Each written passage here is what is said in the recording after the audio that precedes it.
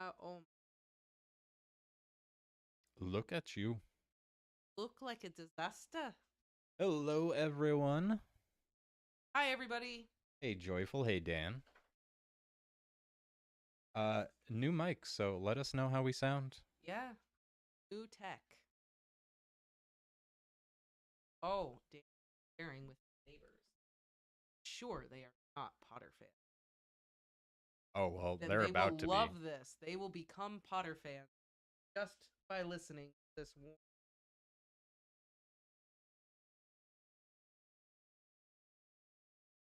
Oh, Ben Banjo. Hey, cool. Hey, Katie. And yeah, Katie Ben. made it. Katie Well, so many people have been asking us about Order of the Phoenix, and this is actually the chapter that got flagged by YouTube and deleted. So I've been waiting for Lex to reread it so we could put it up. But why not kill two birds with one stone and just read it live? I'm getting there. Oh, okay. So if you've been waiting for the Order of the Phoenix on the other channel, that'll Hi, be up Melanie. be up as soon as I get a chance to edit out us talking in this one. I know we're just our normal thing. Won't read. I think you gotta get close to your mic there. It's not picking you up. Not. How close do I have to be? Oh my gosh. I mean, that's good. Okay. It's in my. It's in my face. Hold on. All right, Oh. now try saying something. Oh. Did you not do something? No, I just turned it up. I see. I've already played with mine and stuff because I was in Discord and that sort of thing, but I haven't had a chance to play with yours. So, I just want to let Melanie know we decided um to go with the only one he ever feared, and not do a Valentine's chapter just because it's already March. The time has passed. Um, What, we can't do the Valentine's chapter at some point?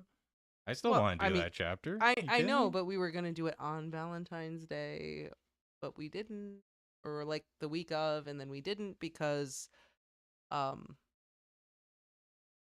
Hogwarts Legacy came out, and we were just like, let's play this game, and it is awesome.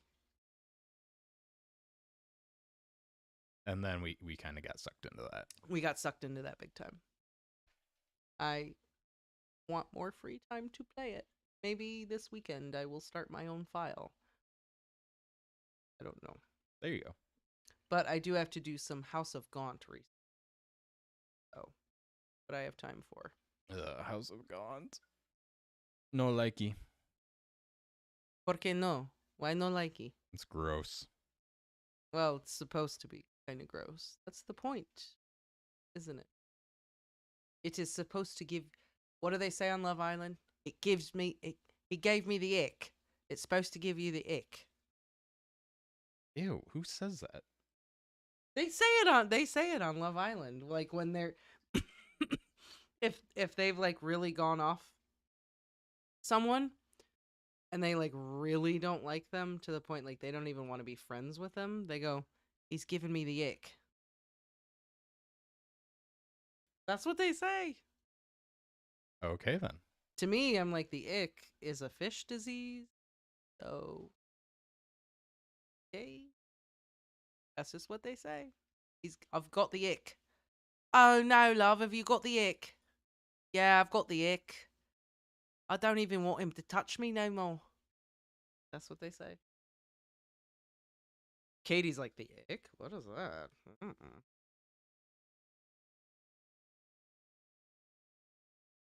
Hey, Mike. No worries. It's good to see you. How you been?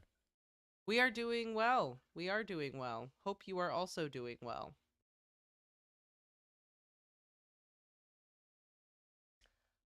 I signed up for some keeper talks when we open for the season. Excited about that. It does sound dumb. It does sound dumb.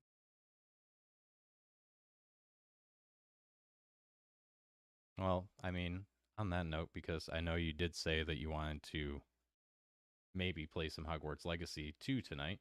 You want to just hop right in? Um, we may-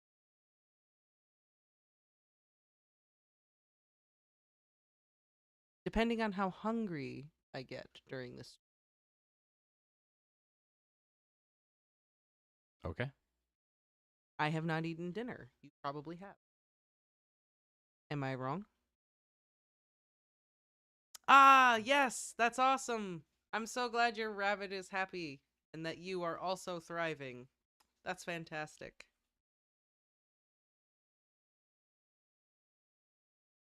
Jackson is also thriving. Very, very much thriving.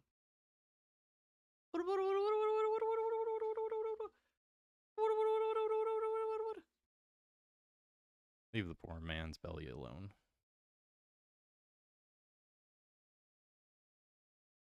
Okay. Shall we just do it? Yeah. Okay. Let me have a sip.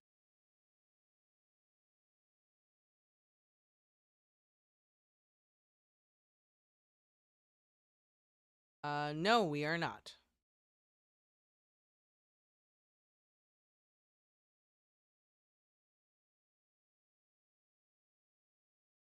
Okay. Are we ready?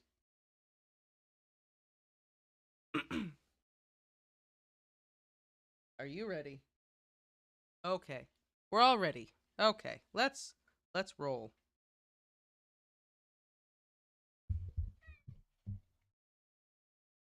Who did that? Is that him? You're fine, Doda. Chapter 36. The only one he ever feared. He hasn't gone! Harry yelled. He did not believe it. He would not believe it. Still, he fought Lupin with every bit of strength he had. Lupin did not understand. People hid behind that curtain. Harry had heard them whispering the first time he'd entered the room. Sirius was hiding, simply lurking out of sight. Sirius! He bellowed. Sirius! He can't come back, Harry, said Lupin, his voice breaking as he struggled to contain Harry.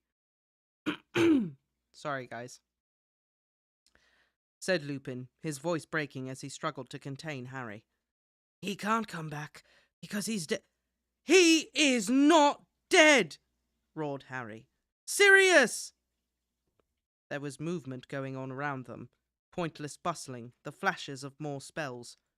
To Harry it was meaningless noise. The deflected curses flying past them did not matter. Nothing mattered except that Lupin should stop pretending that Sirius, who was standing feet from them behind that old curtain, was not going to emerge at any moment, shaking back his dark hair and eager to re-enter the battle. Lupin dragged Harry away from the dais. Harry, still staring at the archway, was angry at Sirius now for keeping him waiting. But some part of him realized, even as he fought to break free from Lupin, that Sirius had never kept him waiting before. Sirius had risked everything, always, to see Harry, to help him. If Sirius was not reappearing out of that archway when Harry was yelling for him, as though his life depended on it, the only possible explanation was that he could not come back, that he really was. Dumbledore had most of the remaining Death Eaters grouped in the middle of the room, seemingly immobilized by invisible ropes. Mad-Eye Moody had crawled across the room to where Tonks lay and was attempting to revive her. Behind the dais there were still flashes of light, grunts and cries. Kingsley had run forward to continue Sirius's duel with Bellatrix. Harry? Neville had slid down the stone benches one by one to the place where Harry stood. Harry was no longer struggling against Lupin, who maintained a precautionary grip on his arm nevertheless. Harry? I'm really sorry, said Neville. His legs were still dancing uncontrollably. Was that man? Was Sirius Black a friend of yours? Harry nodded. Here, Lupin said quietly, and pointed his wand at Neville's legs. And, pointing his wand at Neville's legs, he said, Finite. The spell was lifted. Neville's legs fell back to the floor and remained still. Lupin's face was pale. "Let's find the others. Where are they all, Neville?" Lupin turned away from the archway as he spoke. It sounded as though every word was causing him pain. "They're all back there," said Neville. "A brain attacked Ron, but I think he's all right. And Hermione's unconscious, but we can feel a pulse." There was a loud bang and a yell from behind the dais. Harry saw Kingsley hit the ground, yelling in pain. Bellatrix Lestrange turned tail and ran as Dumbledore whipped round. He aimed a spell at her, but she deflected it. He was halfway up the steps now. "Harry, no!" cried Lupin. But Harry had already ripped his arm from Lupin's slackened grip. "She killed Sirius!" bellowed Harry. "She killed him! I'll kill her!" And he was off, scrambling up the stone benches. People were shouting behind him, but he did not care. The hem of Bellatrix's robes whipped out of sight ahead, and they were back in the room where the brains were swimming. She aimed a curse over her shoulder. The tank rose into the air and tipped. Harry was deluged in the foul-smelling potion within. The brains slipped and slid over him and began spinning their long coloured tentacles, but he shouted, "Wingardium Leviosa!" And they flew off him up into the air. Slipping and sliding, he ran on towards the door. He leapt over Luna, who was groaning on the floor, past Ginny, who said, "Harry, what?" past Ron, who giggled feebly, and Hermione, who was still unconscious. He wrenched open the door into the circular black hall and saw Bellatrix disappearing through a door on the other side of the room. Beyond her was the corridor leading back to the lifts. He ran, but she had slammed the door behind her and the walls were already rotating. Once more he was surrounded by streaks of blue light from the whirling candelabra. "Where's the exit?" he shouted desperately as the wall rumbled to a halt again. "Where's the way out?"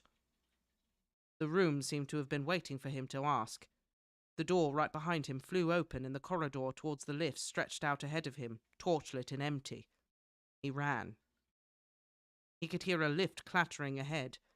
He sprinted up the passageway, swung round the corner and slammed his fist onto the button to call a second lift. It jangled and banged lower and lower. The grill slid open and Harry dashed inside, now hammering the button marked Atrium. The door slid shut and he was rising.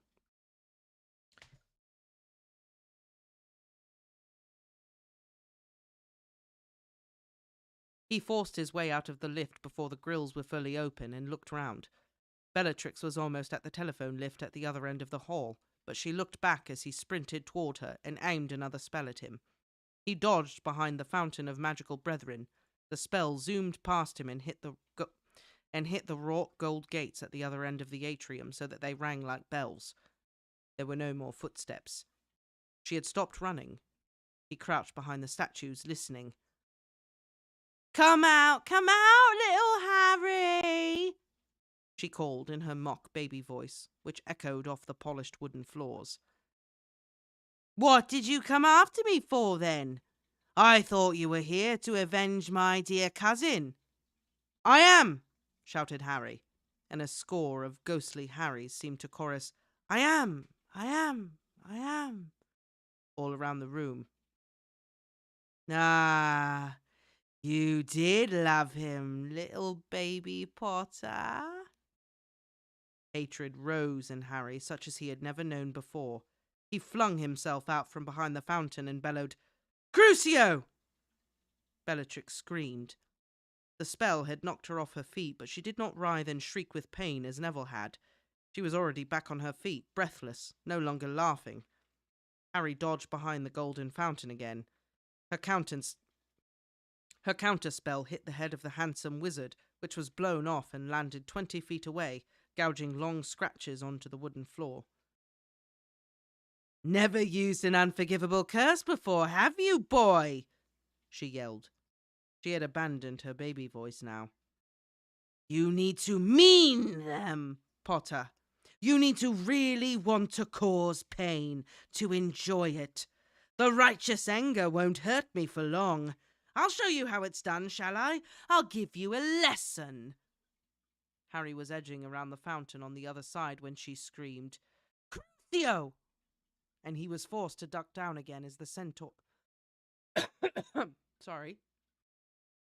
And he was forced to duck down again as the centaur's arm, holding its bow, spun off and landed with a crash on the floor, a short distance from the golden wizard's head. "Potter, you cannot win against me!" she cried. He could hear her moving to the right, trying to get a clear shot of him. He backed round the statue away from her, crouching behind the centaur's legs, his head level with the house elves.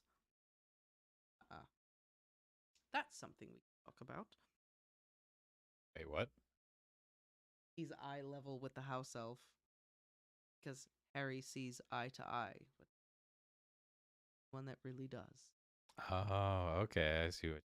Right? I love that. Also, the whole beginning part with Sirius dying holds a lot more weight considering I just finished up all the young dudes. Oh, with Finished Lupin. editing it. Yeah, all those chapters. While we're pausing, the whole the worst part of that bit for me is, like, the most heartbreaking part of that for me is when Harry gets angry because Sirius was keeping him waiting, and then he realizes Sirius has never kept him, and part of him knows that he's dead, but he just can't acknowledge it. But, like, he knows Sirius is keeping him waiting. Yeah. That's like the worst part. Like, the heartbreak for Harry there is so, like, Heartbreak for Harry. What about the heartbreak for me? I have to deal with it too. Well, yeah, we have to deal with it too, but it's just when Harry is just like keeping me waiting, and it makes him angry, and then he's like, but he never kept me waiting before. Like, just the realization and the thought process of Harry in these, like, rapid fire moments. Just Well, he's got to kind of like take it in bit by bit and break it down so it can become real to him. And it takes him even longer. Well, yeah. Like, after, but, like, in the moment, it's just so upsetting. And then you've got Lupin, who's trying to console Harry, but has also just watched his other best friend just die right in front of his face. Or if all the young dudes is the love of his life. Why are you poisoning this with all the young dudes? It's not canon. I've just had to re-listen the entire series time, so it's fresh in my mind right now. Don't bring all the young dudes into this. This is canon only discussion. Your laptop with headphones? Why? Because he's sitting outside, probably on the beach. It's probably nice. Well, those uncultured people need to be serenaded by some Harry Potter. Or the neighbors really were not nice. But I don't think my reading was that offensive, so... And I'm obviously joking. I get it. Katie, I feel like I am also safely removed from all the young dudes. I do have to sit and, like, reread bits so that the audio is nice, but I have blocked everything except for Grant out of my mind, because Grant was good. Grant was great. We'll talk about this. We'll get on with.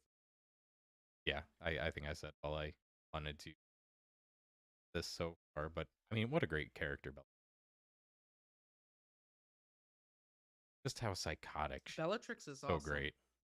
And I know Melanie Lee has said multiple times that Bellatrix is her favorite character.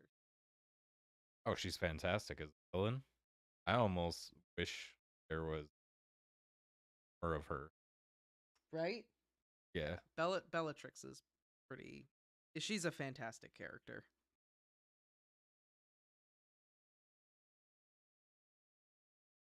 His head level with the house elves. I was and am the Dark Lord's most loyal servant.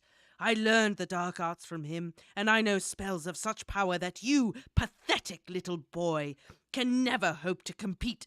Stupefy! Yelled Harry. He had edged right round to where the goblin stood, beaming up at the now headless wizard, and taken aim at her back as she peered round the fountain. She reacted so fast he barely had time to duck. Protego! The jet of red light, his own stunning spell, bounced back at him. Harry scrambled back behind the fountain, and one of the goblin's ears went flying across the room. Potter! I am going to give you one chance, shouted Bellatrix. Give me the prophecy. Roll it out towards me now, and I may spare your life. Well, you go now. Oh my. So much yelling. Well, you're going to have to kill me because it's gone, Harry roared, and as he shouted it, pain seared across his forehead. His scar was on fire again, and he felt a surge of fury that was quite unconnected with his own rage. And he knows, said Harry, with a mad laugh to match Bellatrix's own. Your dear old mate Voldemort knows it's gone. He's not going to be happy with you, is he? What? What do you mean? She cried. And for the first time there was fear in her voice. The prophecy smashed when I was trying to get Neville up the steps. What do you think Voldemort will say about that then? His scar seared and burned. The pain of it was making his eyes streamed. Liar! She shrieked, but he could hear the terror behind the anger now. You've got it, Potter, and you will give it to me! Accio prophecy! Accio prophecy! Harry laughed again because he knew it would incense her. The pain building in his head so badly he thought his skull might burst. He waved his empty hand from behind the one-eared goblin and withdrew it quickly as she sent another jet of green light flying at him. Nothing there, he shouted. Nothing to summon. It smashed and nobody heard what it said. Tell your boss that. No! She screamed. It isn't true. You're lying. Master, I tried. Do not punish me. Don't waste your breath, yelled Harry, his eyes screwed up against the pain in his scar, now more terrible than ever. He can't hear you from here. Can't I, Potter? Said a high, cold voice. Harry opened his eyes. Tall, thin, and black-hooded, his terrible snake-like face white and gaunt, his scarlet, slit-pupilled eyes staring. Lord Voldemort had appeared in the middle of the hall, his wand pointing at Harry, who stood frozen, quite unable to move. So, you smashed my prophecy, said Voldemort softly, staring at Harry with those pitiless red eyes. No, Bella. He is not lying. I see the truth looking at me from within his worthless mind. Months of preparation, months of effort. And my Death Eaters have let Harry Potter thwart me again. Master, I am so sorry. I knew not. I was fighting the Animagus Black, sobbed Bellatrix, flinging herself down at Voldemort's feet as he paced slowly nearer. Master, you should know. Be quiet, Bella, said Voldemort dangerously. I shall deal with you in a moment. Do you think I have entered the Ministry of Magic to hear your snivelling apologies? But, Master, he is here. He is below. Voldemort paid no attention.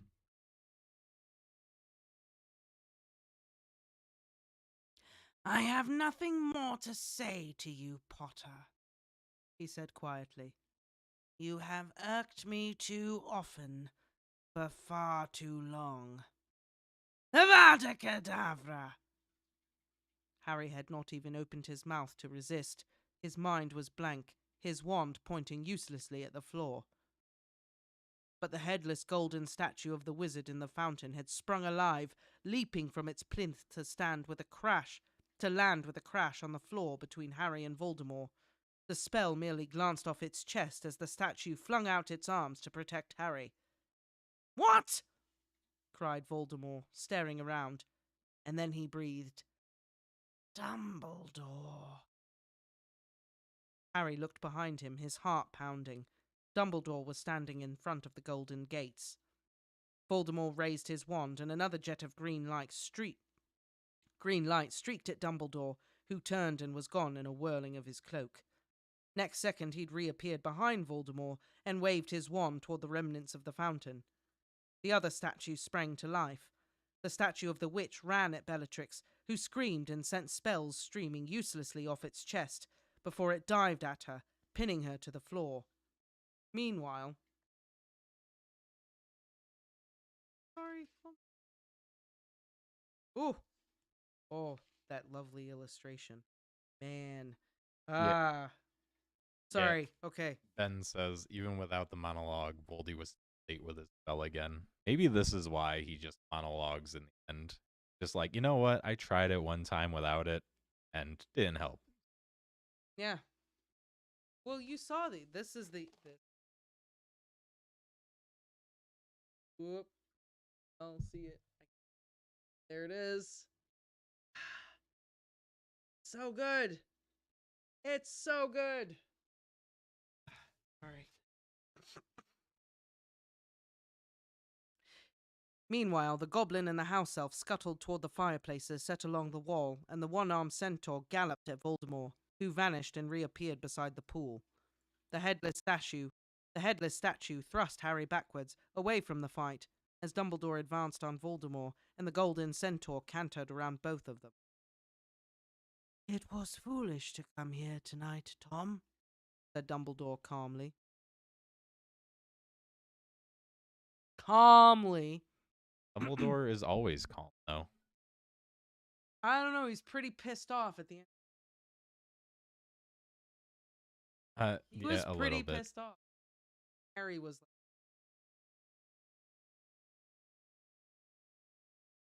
Okay, so 99% of the time. I mean, he kind of had a reason, though. He messed up. "It was foolish. It was foolish to come here tonight, Tom," said Dumbledore calmly. "The Aurors are on their way, by which time I shall be gone and you will be dead," spat Voldemort. He sent another killing curse at Dumbledore but missed, instead hitting the security guard's desk, which burst into flame. Dumbledore flicked his own wand.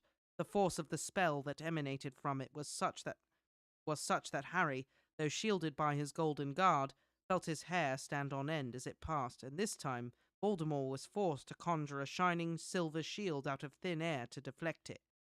The spell, whatever it was, caused no visible damage to the shield, though a deep gong-like note reverberated from it, an oddly chilling sound. "You do... You do not seek to kill me, Dumbledore?" called Voldemort. His scarlet eyes narrowed over the top of the shield. "Above such brutality, are you?" "We both know there are other ways of destroying a man, Tom." "We both know there are other ways of destroying a man, Tom," Voldemort said calm. God damn it. "We both know there are other ways of destroying a man, Tom," Dumbledore said calmly, continuing to walk toward Voldemort, as though he had not a fear in the world, as though nothing had happened to interrupt his stroll up the hall. "Merely taking your life would not satisfy me, I admit."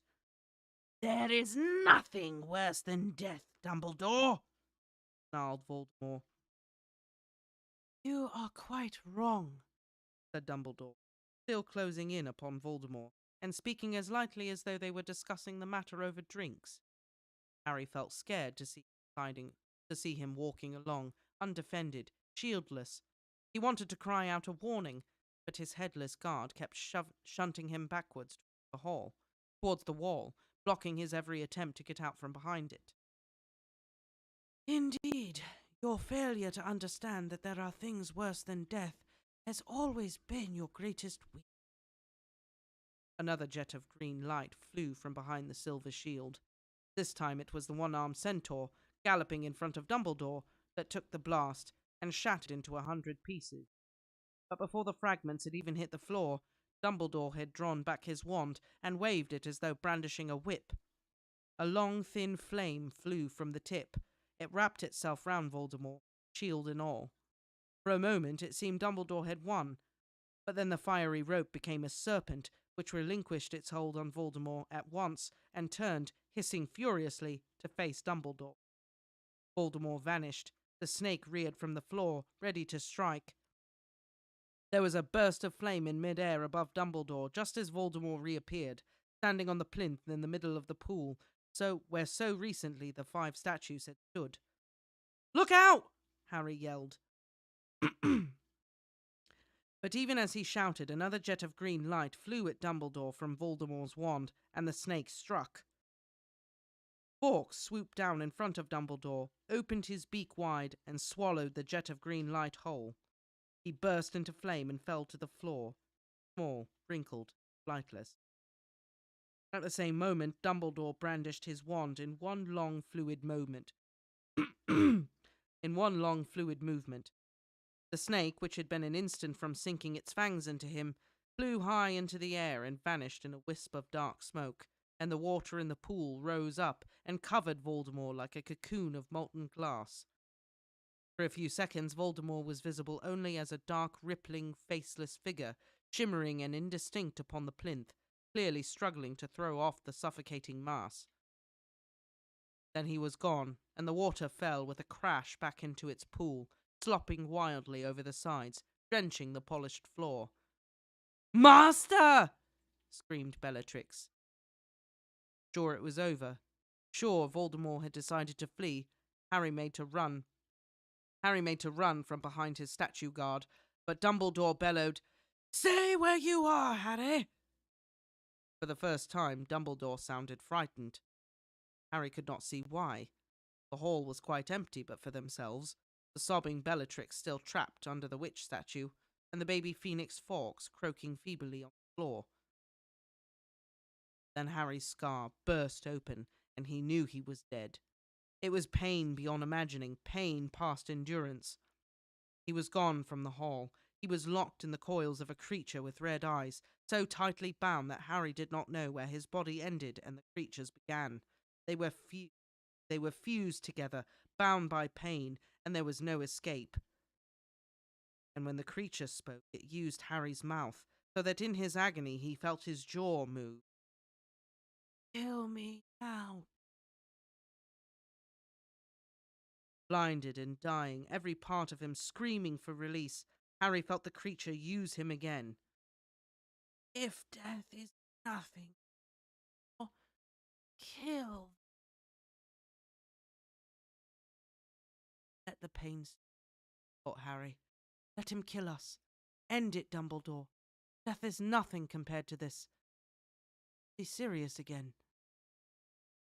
And as Harry's heart filled with emotion, the creature's coils loosened. The pain was gone. Harry was lying face down on the floor, his glasses gone, shivering as though he lay upon ice, not wood. And there were voices echoing through the hall. More voices than there should have been. Harry opened his eyes, saw his glasses lying by the heel of the headless statue that was guarding him, but which now lay flat on its back, cracked and immobile. He put them on and raised his head a little to find Dumbledore's crooked nose inches from "All right, Harry." "Yes," said Harry, shaking so violently he could not hold his head up properly. "Yeah, Where's Voldemort? Who are all these? What's—" The atrium was full of people. The floor was reflecting the emerald green flames that had burst into life in all the fireplaces along one wall, and streams of witches and wizards were emerging from them. As Dumbledore pulled him back to his feet, Harry saw the tiny gold statues of the house elf and the goblin, leading a stunned-looking Cornelius Fudge forward. "He was there!" shouted a scarlet-robed man with a ponytail. He was pointing at a pile of golden rubble on the other side of the hall, where Bellatrix had lain trapped only moments before. "I saw him, Mr. Fudge. I swear it was you-know-who. He grabbed a woman and disapparated." I know, Williamson. I know. I saw him too," gibbered Fudge, who was wearing pyjamas under his pinstriped cloak and was gasping as though he had just run miles. "Merlin's beard! Here! Here! In the Ministry of Magic! Great heavens above! It doesn't seem possible! My word! How can this be?" "If you proceed downstairs into the Department of Mysteries, Cornelius," said Dumbledore, apparently satisfied that Harry was all right, and walking forward so that the newcomers realized he was there for the first time. A few of them raised their wands, others simply looked amazed. The statues of the elf and the goblin applauded, and Fudge jumped so much that his slipper-clad feet left the floor. "You will find several escaped Death Eaters contained in the Death Chamber, bound by an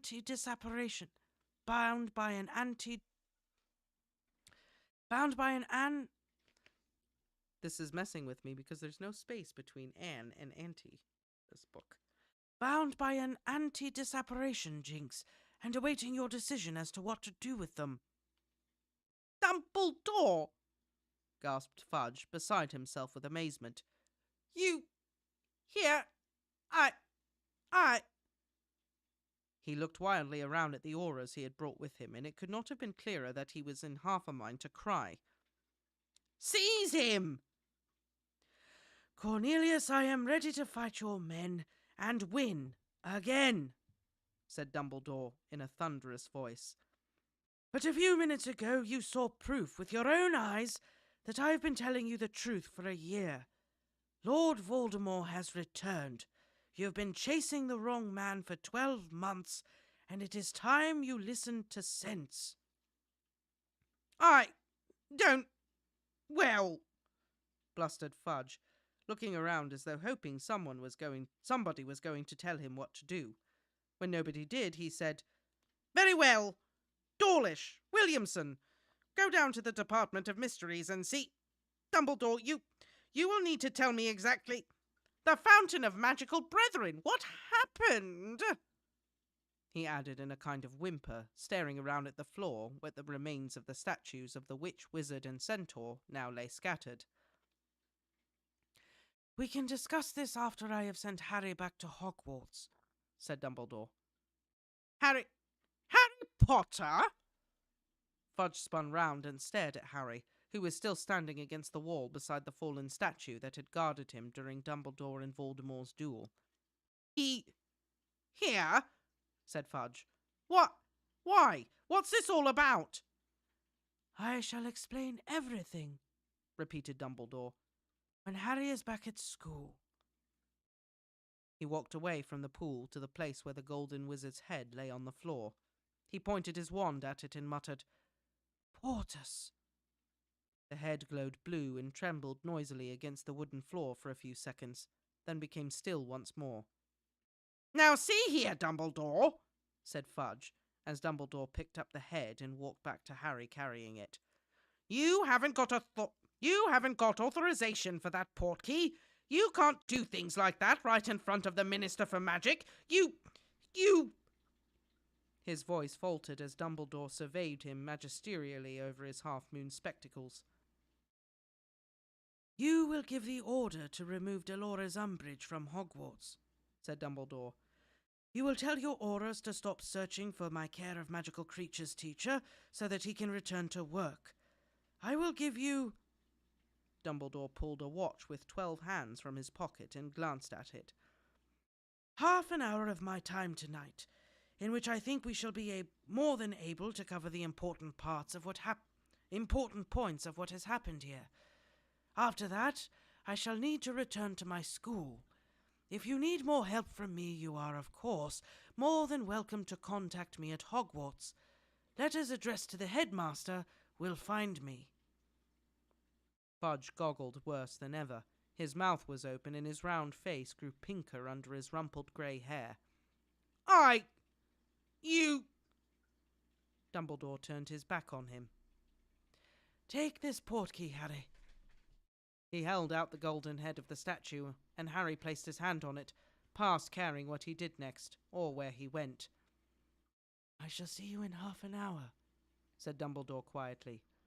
1, 2, 3. Harry felt the familiar sensation of a hook being jerked behind his navel. The polished wooden floor was gone beneath his feet.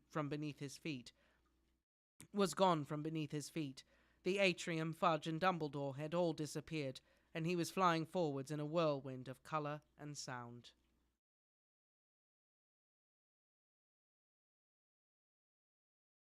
Well, okay. Sorry. Oh! Wow, Ren.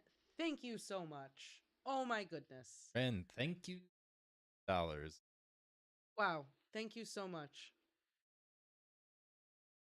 That's fantastic. Thank you very much. We really appreciate that. That's awesome. Sorry I wasn't talking there. I was kind of playing with the mic. You're saying, like, cutting out a little bit. You mean you weren't listening? No, I was listening for the most part. Wow, okay. Okay. What a chapter, everyone. My goodness.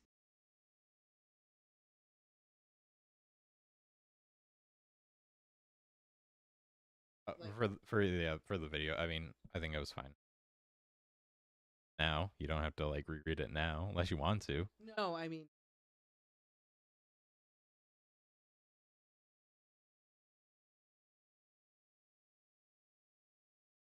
Exactly what Dan said.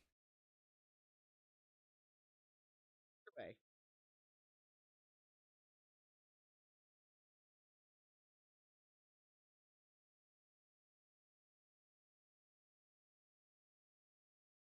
How close do I need to be to this thing? You got to be pretty close. Oh my god, it's got to be in my face. Like, yeah, I might have to move the mic boom so you can. This is close. This is just.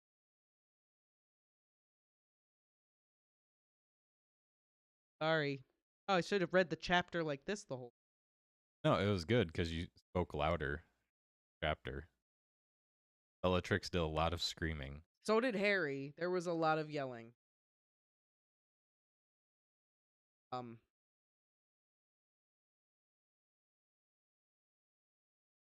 And loud enough? All right. Yeah, I tuned in for like the last part.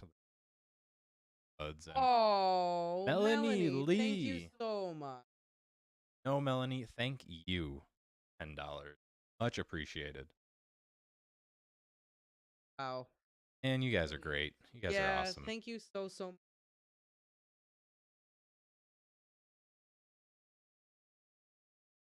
Yeah, it's just gonna be a thing. Mics are a lot better quality, but you gotta be right up on. But we'll figure it out.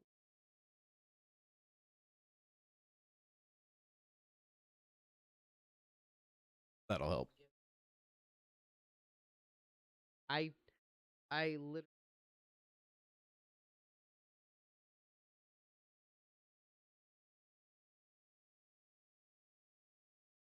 All right, hold on. Talking. I'm gonna play with this. Oh, keep cutting out. Dan, you too. Dan, jeez, thank you so much. Oh my goodness, guys are very good. Bye.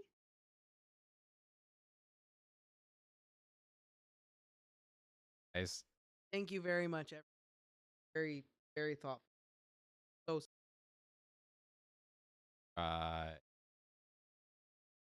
That. So, what are people's thoughts about this chapter? Let's do it. I think it's awesome. Love this chapter.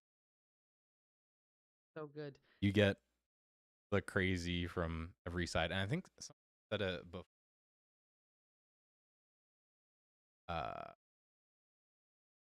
someone said something about calling him Tom. How is it?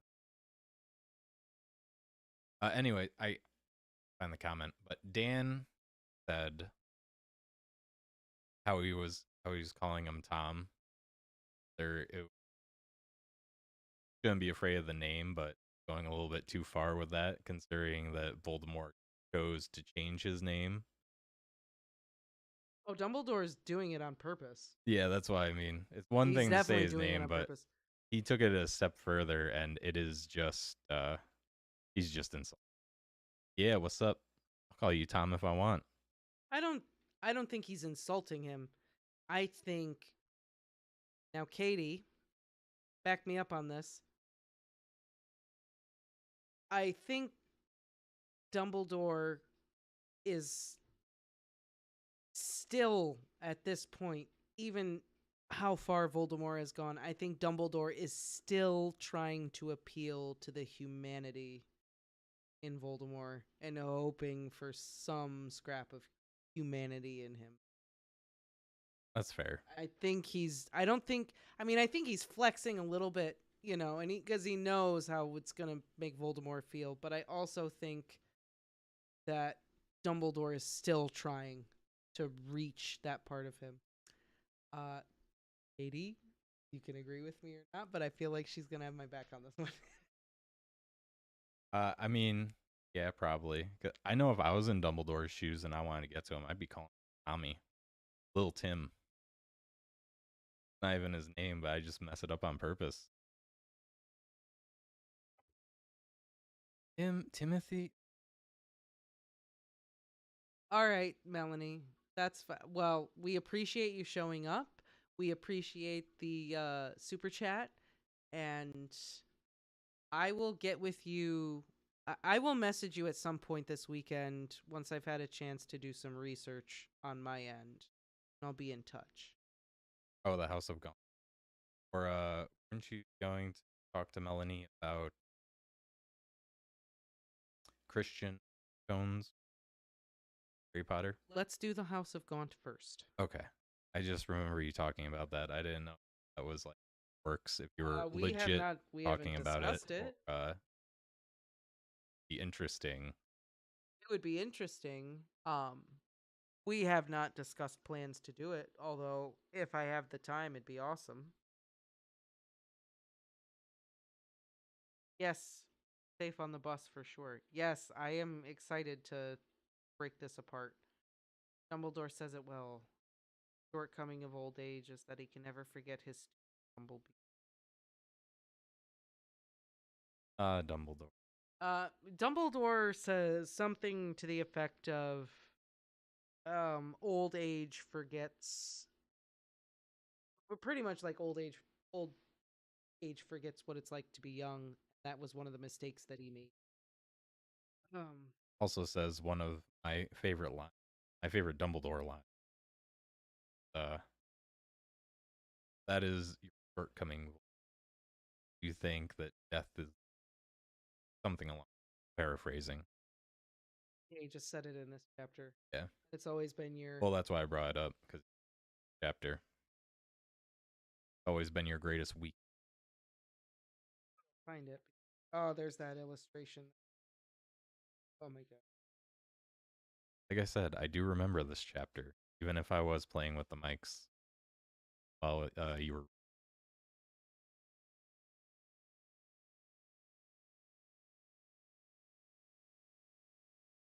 Your failure to understand that there are things much worse than death has always been your greatest weakness. There we go. There's the quote. Oh, Melanie, I think that's definitely in there for sure. I think it's definitely there. Um, because as I'm you said that, I feel like I'm thinking about systemic racism and bigotry, and I think that is definitely present in this series. Girl, I think we're on the same wavelength on that one. I feel like I can almost exactly see where you're going with that. Biggs. I'm curious, but if you don't want now, I'll wait. Wait, mention what? Did I miss something?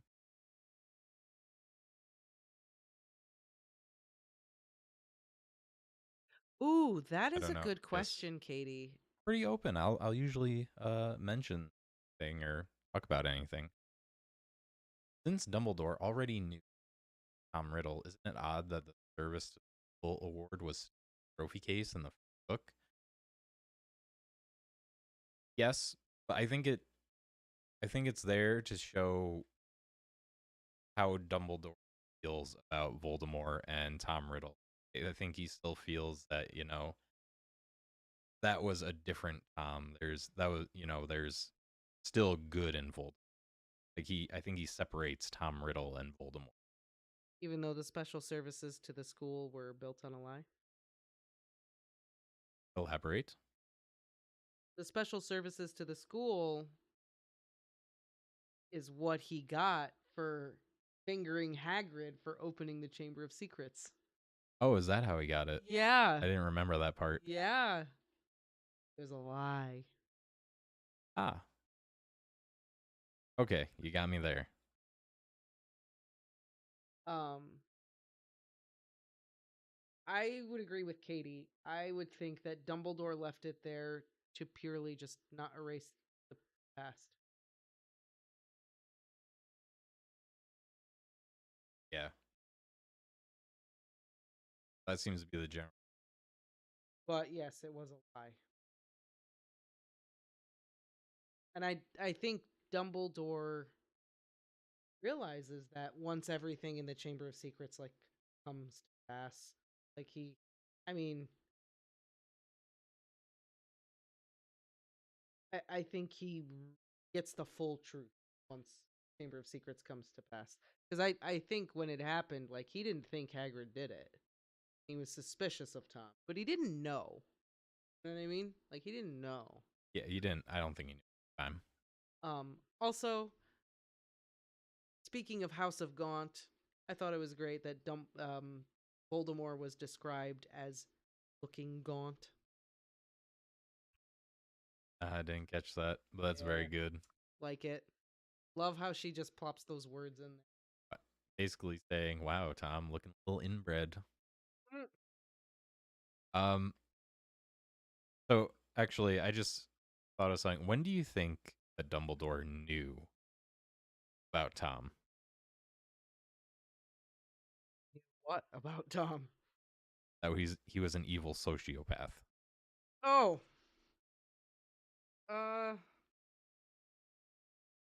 Because, like we said, when he opened the Chamber of Secrets for the first time and blamed Hagrid, Catch you later, Melanie. Thank you again for the I'm gonna say donation, but thank you for the super chat. yes, thank you so much. Be safe on your way home. Yes. Um, so when he fingered Hagrid, that sounds so dirty. Yeah, but When Dumbledore he was blamed suspicious. Hagrid, he was suspicious, but he didn't know for sure. Yeah, but he'd been suspicious and like he says like he kept an eye on throughout his school career. Well, yeah, he knew from the beginning that there was something odd about him. The whole torturing his fellow orphans. Um, and we know that when he comes back to the school and he plants the diadem, Right, when he he asks for the definitely job. knows.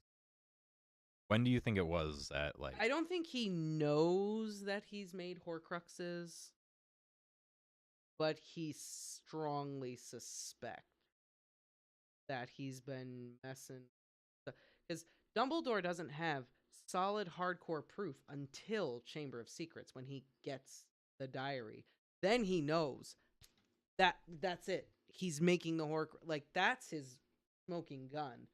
The entire rest of the time, Dumbledore has been spending years interviewing people, researching, going all over, trying to figure out all of that stuff. Um,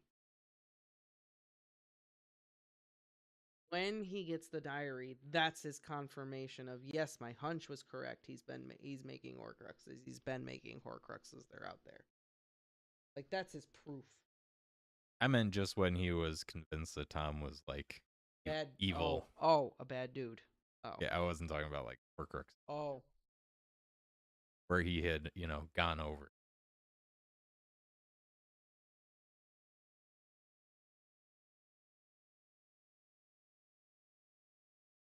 Obviously, Katie, I misunderstood was asking, and you misunderstood Dan. The thing. Um,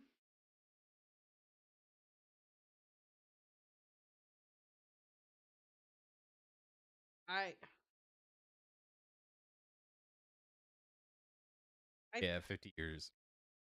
I feel like I feel like once the situation with the Chamber of Secrets happened, and Dumbledore didn't really. I feel like once that happened, Dumbledore might have had his suspicions, but at the same time, he wants to believe the best in everyone. I think maybe Yeah, but Dumbledore's a smart guy. Like, there was a point where he can want to see the best in everyone, but right. there's also a part of him that is, eh. I mean, he's the Snake Man.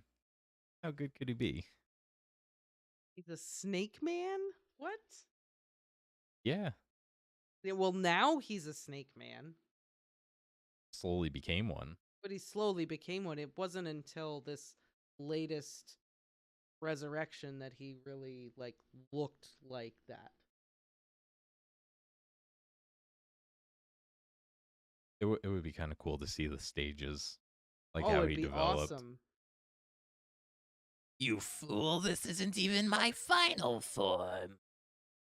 Right? Watch me make my fifth Horcrux. Right, that's what I'm Nose saying. just pops off. Maybe he is like a maybe I'm like shed his skin or came off. I would agree with Katie. Um like once the original Chamber of Secrets situation went down, I feel like Dumbledore probably was not so I mean, he from the beginning he was like, "Oh, I got to keep an eye on this kid." And then once the Chamber of Secrets was open the first time, I feel like he was definitely kind of in his gut Like, better keep two eyes on this. yeah. He did look different when he applied for the Defense Against the Dark Arts post, but he's described as looking Wasn't it like skin he was losing hair? he's described as looking like his face was made of wax and it was melting. Like it just looked waxy, misshapen, and not um like not what he's like when he comes out of the cauldron and Goblet of Fire, but it's definitely described as a changed appearance and is waxy. Um he's definitely been doing some stuff to him. So his change in appearance has been very gradual. And I think his super snake like appearance in Goblet of Fire is because he was using Nagini's venom to keep himself going. I don't think he looked exactly like what he does in Goblet of Fire like prior to. What do you think he looked like when he killed Harry? Yes, uh Katie is correct. Dippet and Dumbledore are both in the diary memory. He goes to see Dippet I in the mean, headmaster. Katie's right. He goes to see Dippet in the headmaster's office, but then there is a moment in the diary memory when Dumbledore asks Tom, "Is there anything you want to tell me?" And Tom says, "No." And it mirrors the moment when Harry is in Dumbledore's office and Dumbledore says, "Is there anything else you want to tell me?" And Harry is like, "No." It's like a whole thing in the book. it was in the book. Like, I remember that, but I wasn't. It's in the book. I It's wasn't sure if it was a movieism. Sound no, like it's an very idiot. specific. Dumbledore asks Tom, and Tom says no in in the diary memory, and then he asks Harry, And Harry says no. And when Harry sees the memory, like he sees Tom say no, and like he's just like, oh, that's like me. It's like the moment playing itself. Like that is in the book. A little me? Get in the Widow chamber. old me. Get into the Chamber of Secrets where you have to be a parcel tongue to get in, and that my family happens to be parcel tongues? Not me. Nope. Definitely not. Katie's like, I just read this book. It's in there. The book. Trust me. Nope, Honestly, it's with not Katie's advanced knowledge of Harry Potter, I would believe her on any. I would take her word over yours, no, because she has corrected you a couple times. She has corrected me, but we're agreeing. I know. She has I'm just corrected me a saying. couple times. Katie says something is so. It is so.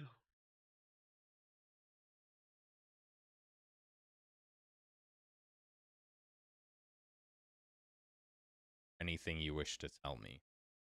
Yeah, the wording I'm not sure about, but it's kind of the same effect. Anything, I don't. He encounters them. Yep, you do. Oh. Either get the book or we're just gonna go back and forth for like the next 10 minutes. And then you're gonna get the book out and check. Huh? I said we're gonna argue for 10 minutes and then you're gonna get the book out and check. All right. Oh, it doesn't give me the.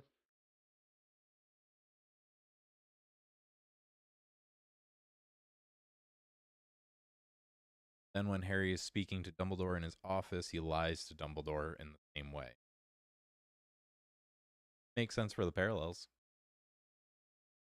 Cornelius Fudge. Forehead.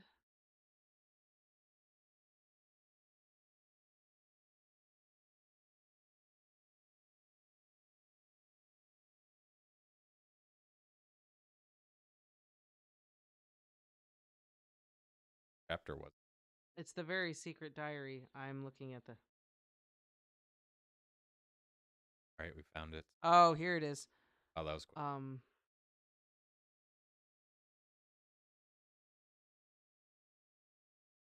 Hang on, I'm reading.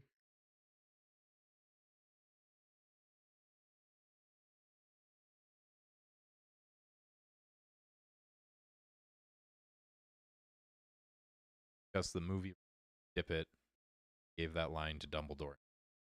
That's right. Ah. That's right. Riddle, do you mean you know something about these attacks? No, sir.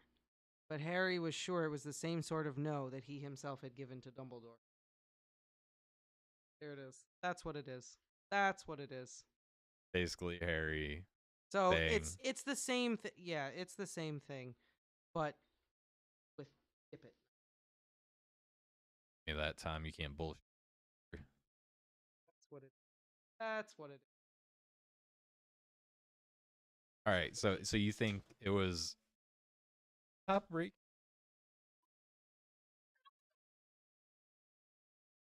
Back with charging cord. So you think that's when it happened? You think that's when Dumbledore knew?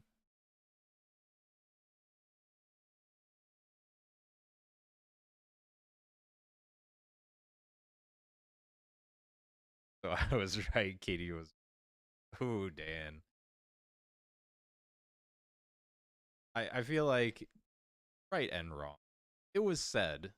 Look, it was said by someone else. Everyone's right. Everyone's a little wrong. Everyone's happy.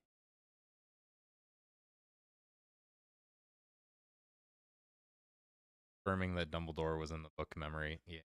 That was the main topic, right? I feel like there were a lot of topics centered around this. Go back through the comments. No, you said you were right. Like I said, Katie says something, so it is.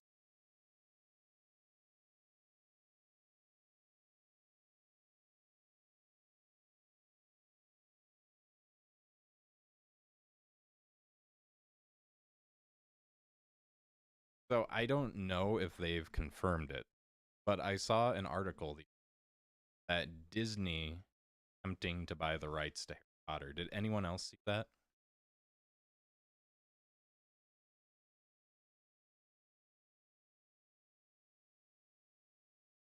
Because I don't know how I would feel about that after what happened to Star Wars. I feel like the only good thing that might come would be like some Mandalorian type spin-off. I don't even know what that would be. Maybe an alternate universe where Black takes Harry, Harry is Grogu, and Black is Mando. Something like that. I don't know.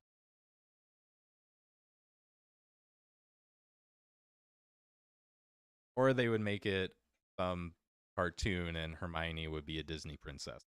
I don't know. Could go either way.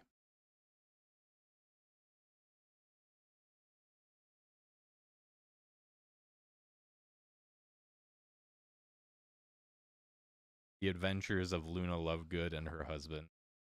Her husband has a name. Yeah. Lovegood and Scamander. Fantastic around the world. Something like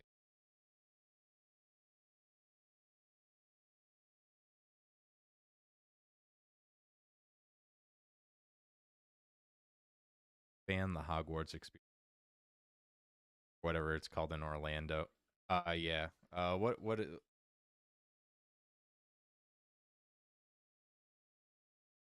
the Wizarding World of Harry Potter. It's like right down the street from Disney World too, I think. Like it's not far off. Universal Studio. Yeah, and it's like right down the street. I mean, right down the street Disney World is like its own county still.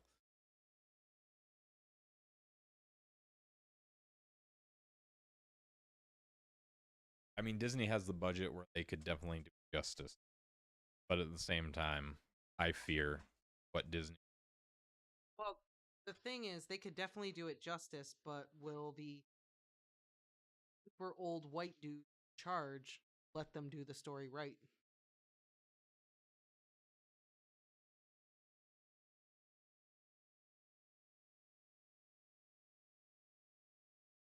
I'm just they got Star Wars. They released like two good things from What was the other like, good thing? um Mandalorian and what? Mandalorian and the first new Star Wars. The Force Awakens. Yeah, Yeah. that was decent. That That was was. not terrible.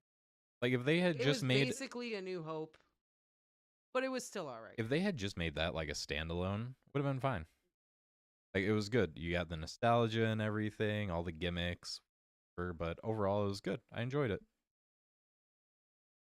Ben liked Rogue One. A lot of people really liked Rogue One. I think Rogue One was just a you love it or you hate it type thing. I wasn't a huge fan of Rogue One, but I thought it was okay. I didn't hate it. It was pretty middle of the. I didn't hate Rogue. I didn't love it either. The Force Awakens, like killed my midichlorian count. Like, it was better. Yeah, was it better than Rings of Power though? Because it kind of did the same thing Star Wars that Rings of Power.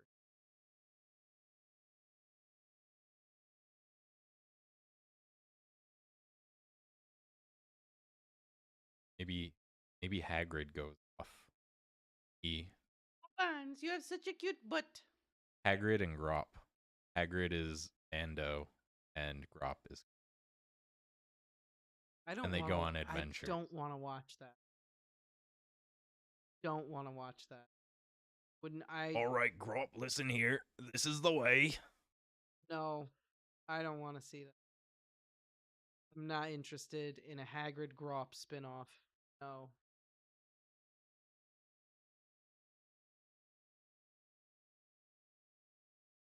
Will How you about a stop slinging centaurs from pine trees? How about a show about Ginny's career as a professional Quidditch player? and Harry being a stay-at-home dad.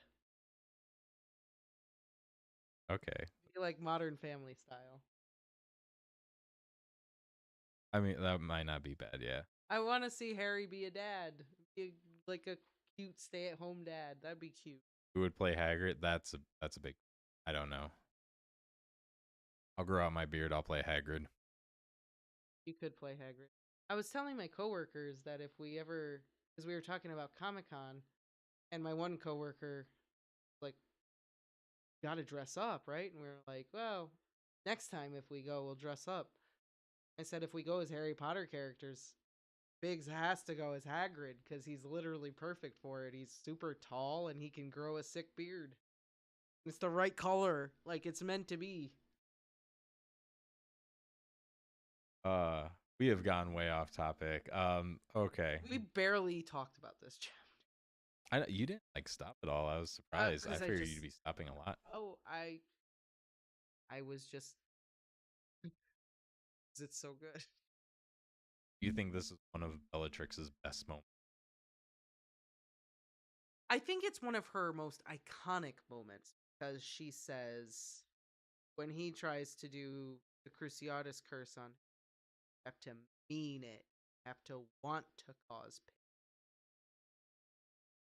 pain. And To be fair, though, I think that Harry legitimately pain at that moment. not enough. Not I guess not really. really. I don't think really he did. I think he was in more than he wanted to.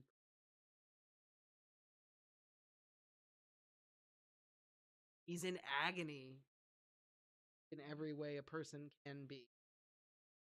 I don't think he really could want to pause.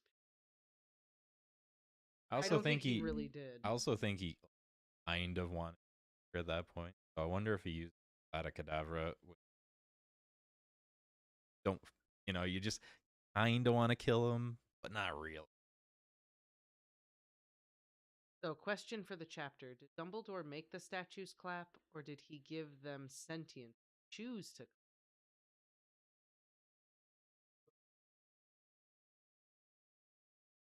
I like to think that, and Katie, you tell me what you think. I like to think that it's Dumbledore that had them clap because a little bit of a flex. Yeah, I think he had him clap. Like, I feel like Dumbledore just couldn't help it. He's got to show off. Like he's just gotta just like be like. Yeah, I give it to him. The man's got style. What I mean, and then later in the chapter he says, "I'll fight your men again, and I'll win." Like, this Dumbledore just. I feel like it's Dumbledore doing like sassy magic. Yeah, because low key he has in the back of his pocket the Elder Wand, the unbeatable wand. Right, like look at me, look how great I am. I don't even have to try. I totally think it's Dumbledore. The wand won't let me lose. Dumbledore on purpose. I want to know what that spell was that he shot at Voldemort that resounded like a gong off of his shield. What spell was that? What was he gonna do to him? That's what I want to know. Right? Like,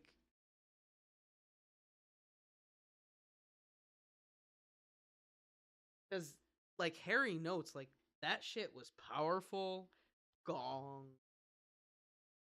Like locker curse.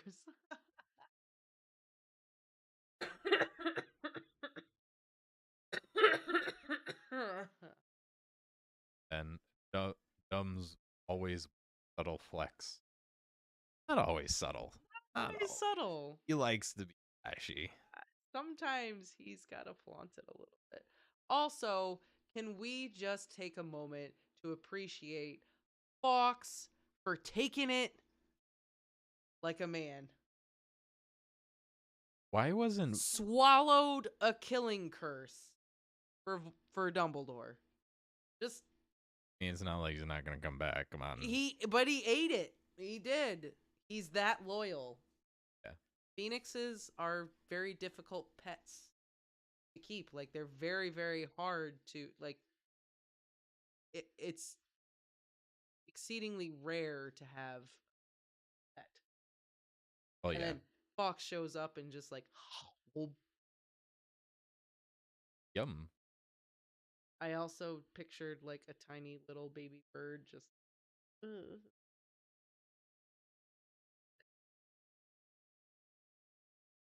Um, if Voldemort was Ooh, Dan just said swallowed the killing curse from wand made own tail. made that connect, true. Ow. Sure if maybe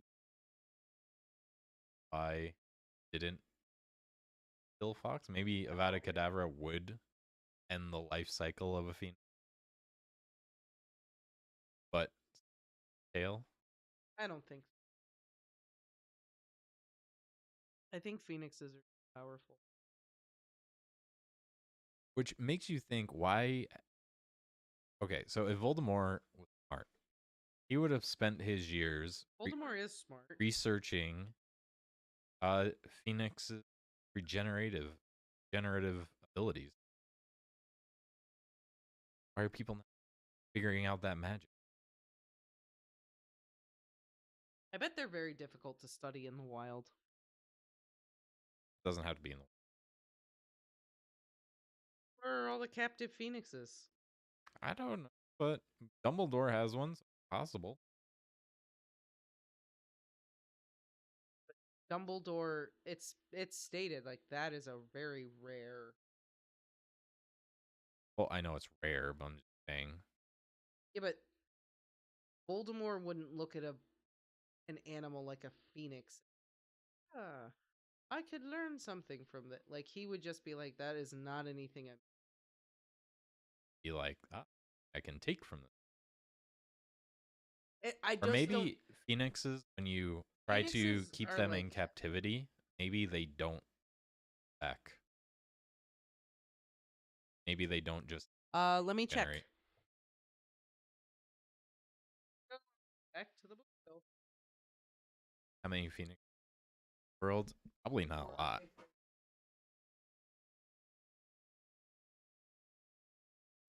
Text.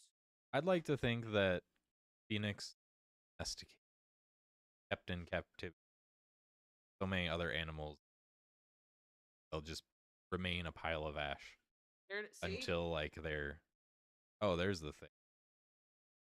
Is it? Quintape. Told ya. Told ya.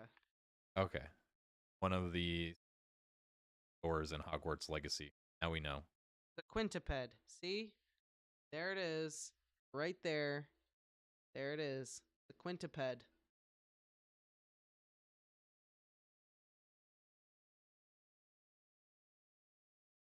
It is found in Egypt, India, and China. It has never been known to kill and eats only herbs.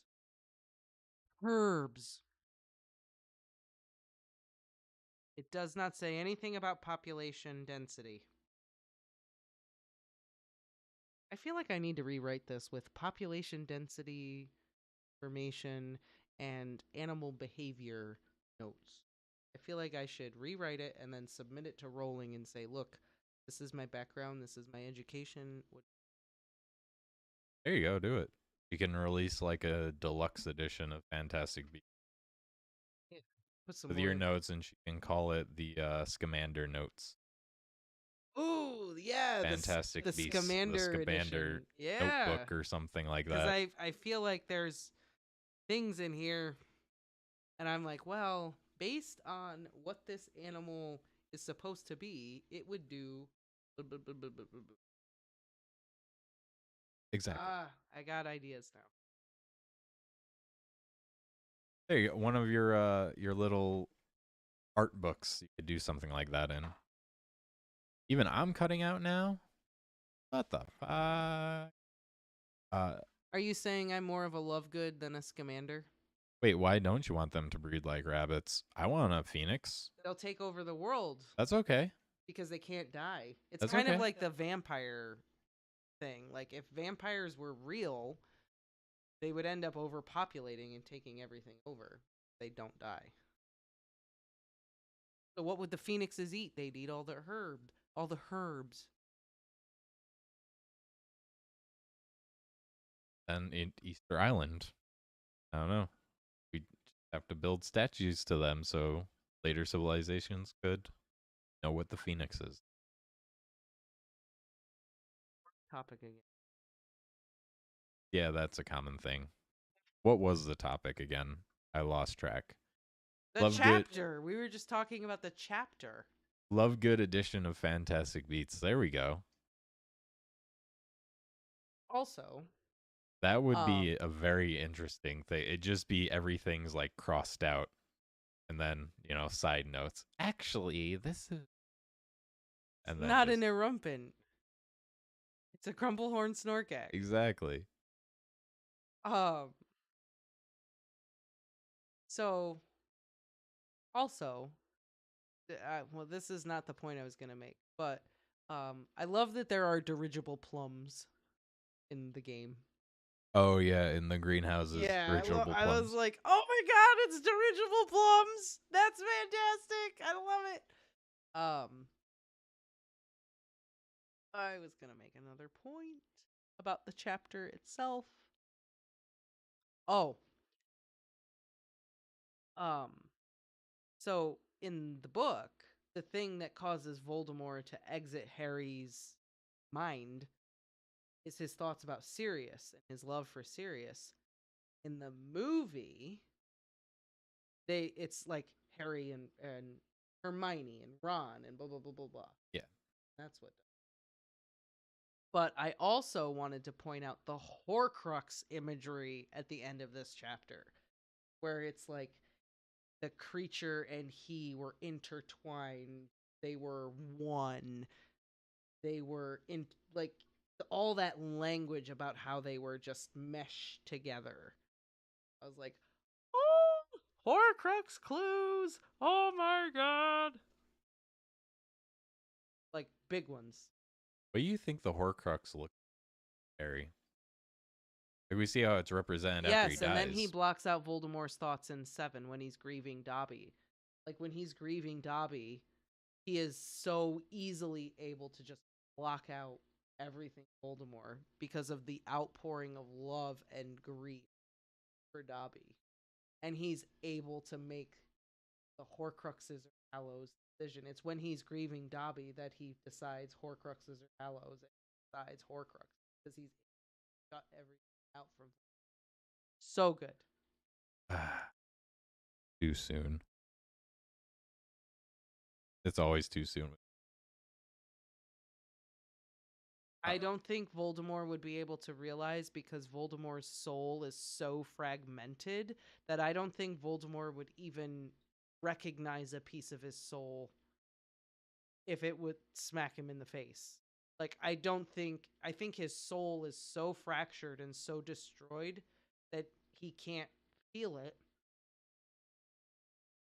While he's in there, he just steps on it, just Ew, what is this thing? I agree. I agree with that as well. Voldemort is too arrogant to think that Harry could be a Horcrux because out of his. I think that's also a fair argument. No, that would mean I made a mistake, and I never make mistakes. That's right. That's exactly how he thinks. Yep. I mean, he says it in book 7 that Harry Potter is alive is more due to luck and chance. Else, like he doesn't acknowledge all of his flaws, etc., etc.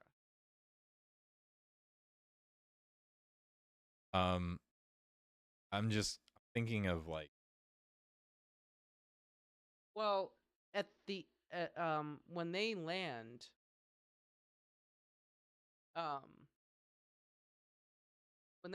after they've jumped from the back of the dragon Voldemort only knows because of the fact that they know that Harry broke in and blah blah blah blah blah. I didn't like the movie change either. That like they could feel the Horcruxes. Voldemort could feel the Horcruxes. Like Yeah, it's like it takes away from the whole. it's supposed to be that it's disconnected, broken off the piece of his soul, and it's no longer a part of him. But if you show that he still feels it, it makes a connection that is still part of his connection. And It's humanizing him a way. I wouldn't go that far. Well, it gives him that connection of like I'm still connected to those pieces of soul when that's it. It's all about the disconnect, separate. Yeah, that was kind of my point. Connected to that, and his broken apart from that. Right. I didn't like that Harry could sense the Horcruxes. Like, why would Harry even be able to sense the Horcruxes? Right? That's kind of silly. It doesn't make any sense. Harry would. Do you think the Horcrux in Harry looks like myocilin? It just like spread out across his whole body, or if you took an X-ray or an MRI of his head, I mean, would it just look like a tumor in his brain, Well, or would it it's. just look like his brain was pregnant, I don't think it would look little like baby anything. Voldemort? X-ray a soul. But maybe you can MRI. MRIs can see soft tissue, and it's Can an also MRI capture a soul? I don't know. Maybe they used to believe that pictures would capture your soul. Maybe MRIs do too. I agree. I think Voldemort should have died a mortal man. Like, lump corpse on the floor. I think it would have made a much bigger impact if he had died a mortal man rather than turning into Thanos dust. Wait, what are we answering? Katie said the movie humanizes him in that way, like with the connection Horcruxes, then makes him skin confetti when he dies instead of dying. Like, I think it's more impactful that he is mortal and his physical body thumps on the floor. Yep, and that gets thrown in the corner while everyone celebrates. That's right. You don't want that in That the room while you're celebrating your victory. Oh no, downer. don't they mention that again? Yeah, they Like hid they him just away. yeah, they just like his body's just They hid him somewhere. away. They hid him and Bellatrix like away. Yeah.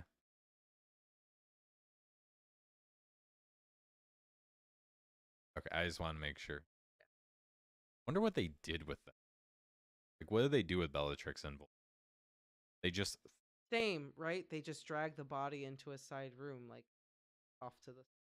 like did they just requirement him and throw him in there No. in the storage room that has been destroyed? I would think that Harry would have said to bury them. Like, But I think they there's would one have. thing that's no. Harry might have said that, but did they? Or did they just like, yeah, we'll bury him? As soon as Harry turns the corner, they chuck him in the lake for the wood to eat. I think Harry would have said have them buried. Yeah, I think he would have, but At least Voldemort. there's a difference between saying and doing.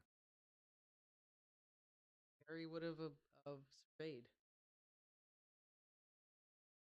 Yeah. Yeah, I think Katie's right. The room Harry is in, that would. Bobans, you can relax. They're not gonna. Days later, as the corpse start rotting, just what's that smell? Oh, that's right. Voldemort and Bellatrix. Thieves would sing a song about Yeah. Baldy's gone moldy. Like would. Know what would have been great? Hmm. So they both died in the castle. What if they chose to come back as ghosts? Well, Voldemort probably couldn't, but Bellatrix probably could. What if she just came back as a ghost and just haunted? That would be I don't think great. Bellatrix would have chosen. No? You don't think she's the vengeful type who would want revenge? Not in that. No, I don't think so. Katie, She back me loved to up. cause pain. I mean, how great would it be to be a ghost and you hunt people? Not. You would just go I terrorize muggles. I don't think Bella would have wanted to. Yeah, stay. I think she would have just gone on. I feel like she. I think she would have accepted death. Phil had to clean up the bodies. Just throw them in with the waste from the owlry. It'll be fine. No one will tell the difference. Maybe Bellatrix would say Voldemort. That's true. Oh, God. Voldemort would kill himself. I regret Again? everything. I agree. I Vada think Kedavra. she felt fully fulfilled in life. She was like she died doing what she believed heart and soul in. So I don't think she would have had any regret. I mean, I'm not saying she regretted anything. I'm just saying maybe her only regret was that she didn't do more evil. There's so many people I didn't hurt yet. Maybe she was just like, just good. But she died in the service of the Dark Lord. That's how she would have wanted. Yeah, but you could serve him even more as a good. Probably. Yeah, but then he dies. She didn't know that. She dies first. I think she would have felt honored to have died in the service. And that would have been. Still fun to think about Bellatrix coming back and haunt the place. Her and Peeves getting into it. I don't think Peeves would have anything to do with her. I think Peeves would dunk on her. I don't think Peeves would want to mess with her. I think he'd be Maybe they disgusted team by up. her. Maybe they team up. No, I think Peeves would want nothing to do. No. Peeves is too noble for that. Voldemort down there.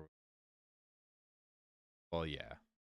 I'm just saying she died first, so come back, be like, yes, I will be with my love, my lord, and then just comes back and dies. Eternity floating around Hogwarts.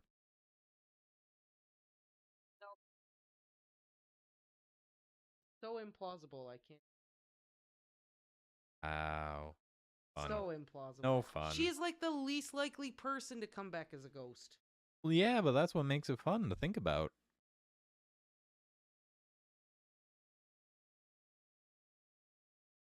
Either way. This is one of her best chapters. It is. It's an iconic one. I think She's that got was the line, topic. you gotta mean it. Yeah, you gotta mean it. That whole bit. Great. Good stuff. A+ showing from Bellatrix here. If both Bellatrix and Sirius had come back. Yeah, even the title of it, the only one he ever feels. Like, it's an Oh, yeah. And it's the one time where we really get to see Dumbledore, like, really fight. Really do. Right. It's freaking cool.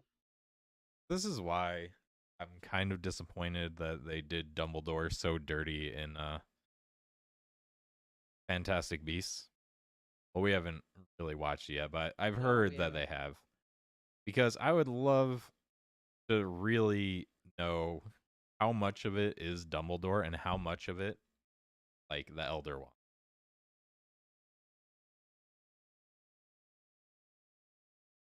Did you read these books? What? The wand chooses the wizard. It's a partnership. You learn from each other. It's a partnership. That's different. The Elder Wand is different. How is it different? The 'Cause Elder you Wand win it. saw Dumbledore as the worthy wielder of it. It chose him. Because he won it. Right? It switched his allegiance and it stuck with him because he was worthy. As long as you and they bonded together. as long as you win it, Oh my god. it's different than any other wand. You can't tell me the Elder Wand is the same thing. I'm not saying You it's can't the same just thing, beat but a wizard and then but their you can wand still is yours. apply the wand rules to it. Dumbledore was powerful enough and worthy to wield the Elder Wand. The Elder Wand saw its equal in Dumbledore and was like, all right, you. As a great Weasley once said, "It's an unbeatable wand, Harry." No. No. Yeah. The rules still apply. The wands. Back me up, someone. The rules still apply.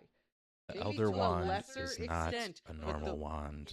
I didn't say it was a normal wand, but I think the rules to a certain degree still apply. I think Dumbledore's skill is what enabled him to use the Elder Wand. Enabled him to win it. Oh my god. Thank you. Wand lore should still apply, even if it's the Elder Wand. No, I'm not doubting.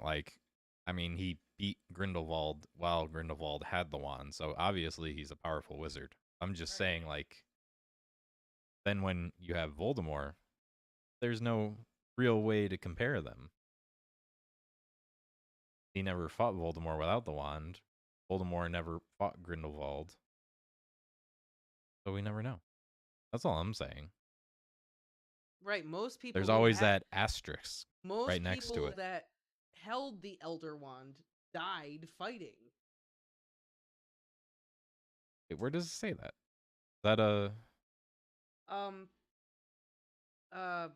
Ollivander says, and Xenophilius Lovegood talk about how the history of the Elder Wand is battered in blood and people fighting each other for it constantly.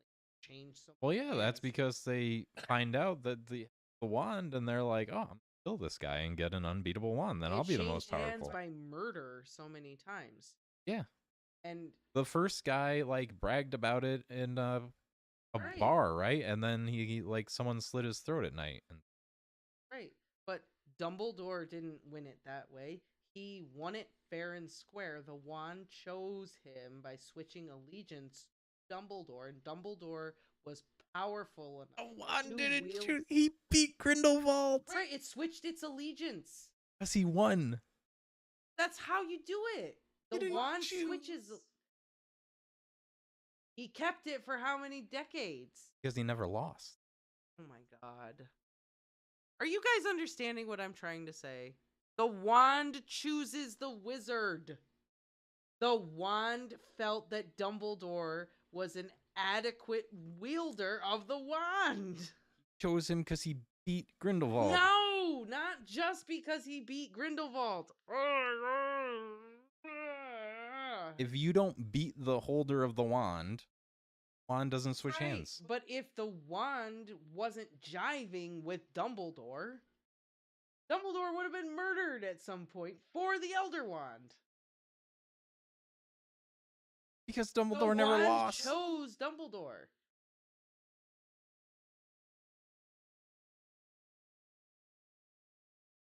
Dumbledore never bragged of having the wand. Yeah, Dumbledore never talked about it.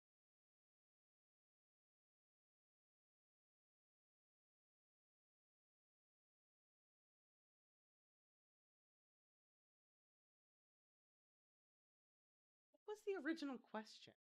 How much of it was the wand and how much of it was Dumbledore. Well, we know it's like a symbiotic relationship between wand and wielder. Uh-huh.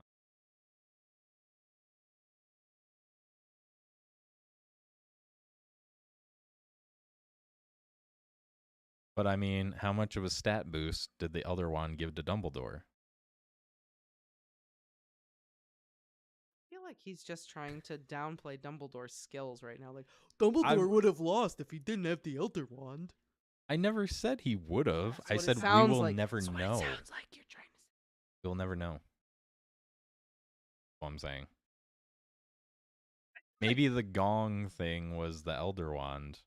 There's no name for the spell because it's just Elder Wand getting its power. I don't know if this is correct, but I have read that the core of the Elder Wand is a thestral hair. It's true. Because in my playthrough, I looked it up because I wanted to make the Elder Wand. Because my wand was Dumbledore's, so I wanted to make the Elder Wand the game. And yeah, by the way, Hogwarts Legacy only lets you make your wand 14.5 inches. Elder Wand, 15 inches. That's what Thestral I hair, don't know, Katie. also not a choice. I don't know if Rowling confirmed that the Elder Wand is a thestral core. I'm pretty sure it's confirmed. I mean, wizardingworld.com says it's thestral hair, but that doesn't mean it.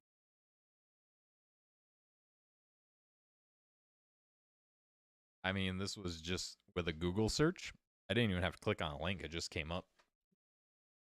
Thestral. I mean, it would make sense since thestrals are so linked to death, and the Elder Wand, one of the Deathly Hallows, makes. Okay, so this is from a podcast interview with Rowling. Okay, here we She go. said, I decided that the core of the Elder Wand is the hair of tail hair of a thestral, a powerful and tricky substance that can be mastered only by a witch or wizard capable of facing death. Interviewer, speaking of the Elder Wand. Rowling, yeah. Interviewer, can we talk about wand lore a little bit? Rowling, oh, absolutely. Oh, here we go. That's gonna Thestrals. answer it. I noticed there was immediate angst about the fact that there was a thestral hair in the middle of the Elder Wand. People were saying, but Hagrid bred thestrals. But no, he didn't. He just bred the Hogwarts thestrals. Just to make that clear. Wait, what does it have to do with wand? Because Rowling is saying she saw angst about thestral hair being the core of the Elder Wand. So Rowling is confirming it. Yeah. Why you got angst about that? I like that. Some Like I people- said, thestrals are so closely linked to death, it makes sense. Yeah, it does make sense. I like it being there. It makes sense. What would you make it if it wasn't? Oh, that's the thing. The thestral hair, honestly, is the thing that makes the most sense. I don't know. A centaur tail hair. No. How rare must they be? That's Anyone who weird to tries to me. pluck a hair from a centaur That's dies. weird to me because they're so human. Like, ew. I don't like that. Only half human.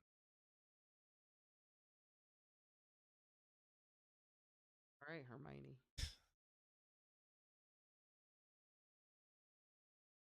Hagrid has the only domesticated herd.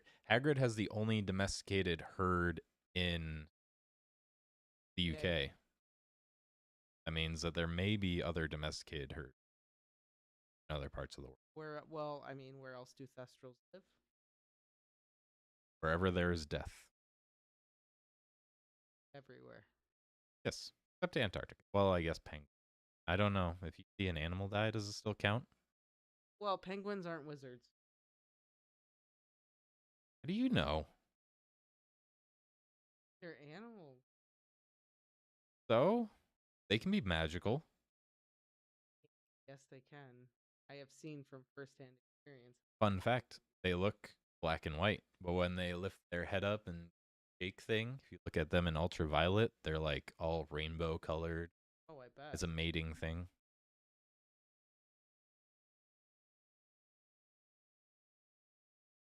Thank you, Dan. Yeah. Penguins are 100. You ever interacted with penguins? Have you ever seen a penguin? How could something so yeah. awkward survive without magic? This is true. Katie makes a point.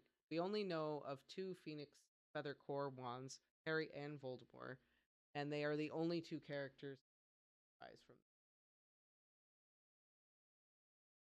Oh, that's okay. Ah, there it is. I'm sure there are other Phoenix Core wands, but there are none in canon. Yeah, I was gonna say it doesn't seem like it's that rare. That common, you mean? No, that rare. I think it's rarer. I think it's rarer than the other two, but I don't think it's that rare. No, I don't think it's that rare. Like the only reason Ollivander is shocked in the beginning about choosing a phoenix wand is because it's the From same the tail same feather Phoenix. Yeah. as Riddles. I want to get that boba. I think Ollivander remembers anything else. Like if you asked him about anything besides wand, he know anything. Like he remembers his every brain's just full of wand Yeah. information. Can't remember anyone's birthday. he knows how to make wands and what wand every single person has since ever Tom bought. Riddle, at least 50 years, has gotten. Well, over 50 years, because Tom was in like his 6th year when the whole thing with Hagrid went down. That was 50 years prior. But yeah. 55 years, at least. We also don't know how old Ollivander is, and that he. Oh, man, Dumbledore's age? Is he Auntie Muriel's age? We don't know. there was something in Hogwarts Legacy, one of the little lore pages that actually talked about it. I think the person who owns the shop at the time of the game was like Ollivander's grandfather, and the game takes place in like 1890.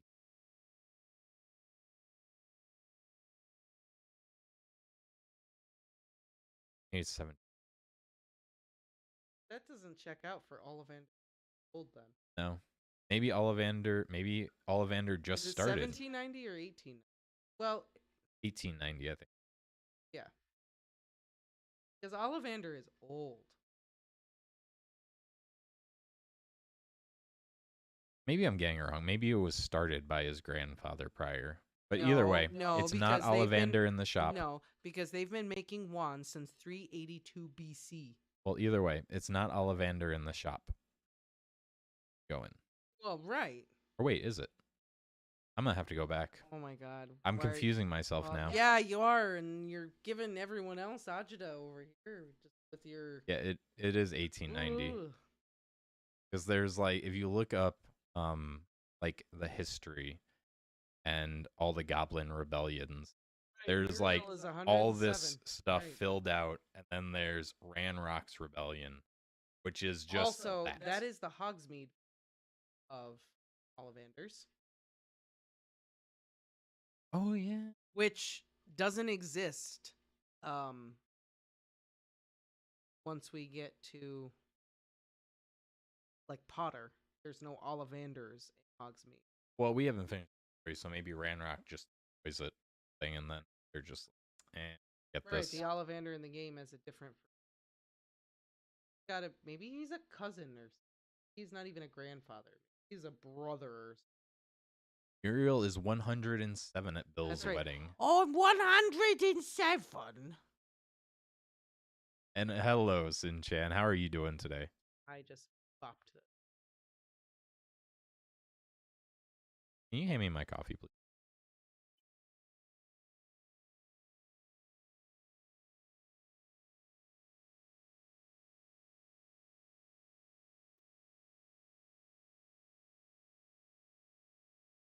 Good night, Katie.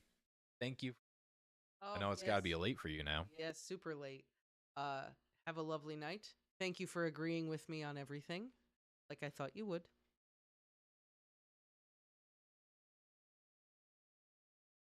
Wow.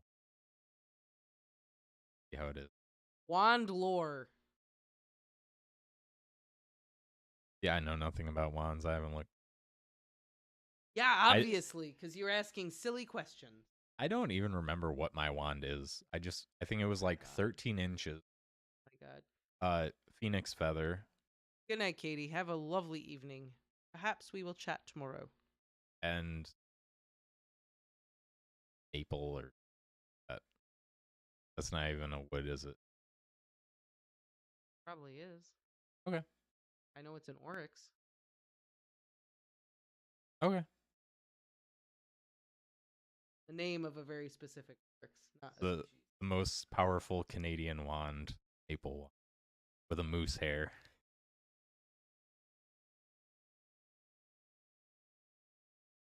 What do No, No, what do you not a think they moose hair. use in different It'd have a countries? Canada goose feather in it. That would be the most powerful. What do you think they like different types of wand ores would be in like other countries? They talk about it on Wizarding World for like United States, Oh, Native American, what is it? like Thunderbird feathers. I don't remember what else because I don't pay the American part of Harry Potter stuff. I know they use Thunderbird feathers and Wampus cat hairs. Wampus cat.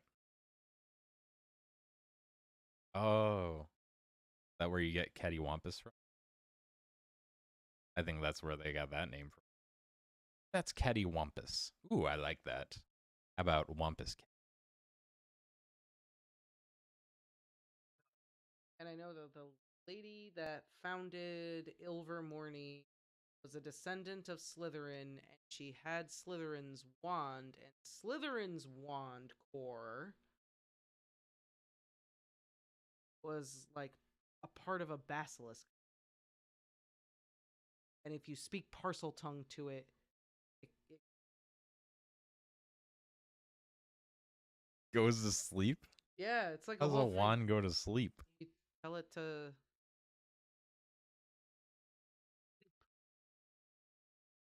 Does it like?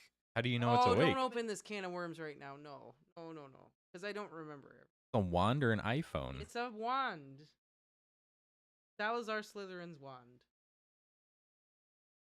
It's Salazar Slytherin had the first version of Magical Siri.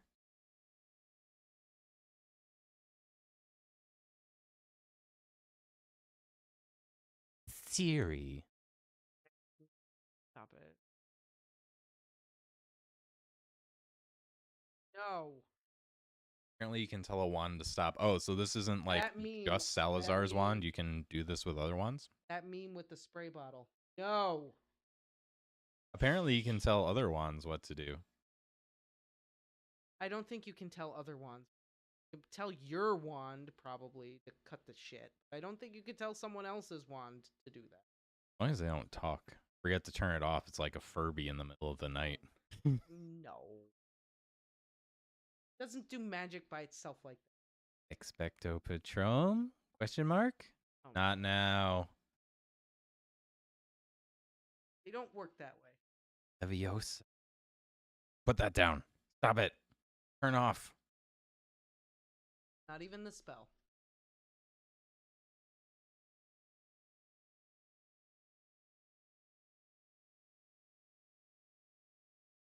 That's way off topic, but I remember. Way off topic. We didn't even hardly talk about Did this you ever have a chapter. Furby? I have a Furby. I am a 100%. I did. I had the Gizmo from Gremlins Furby. I am a believer that they were demonic haunted devices.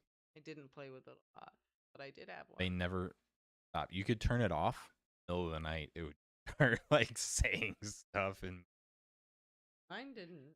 it's just yours didn't. No.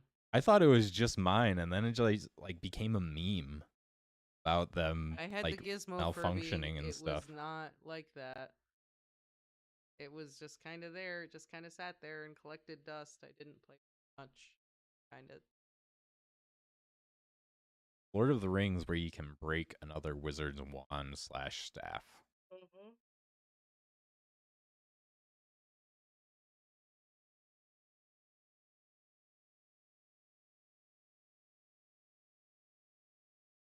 Okay.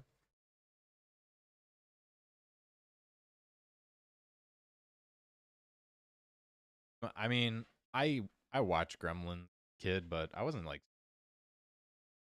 wasn't my thing.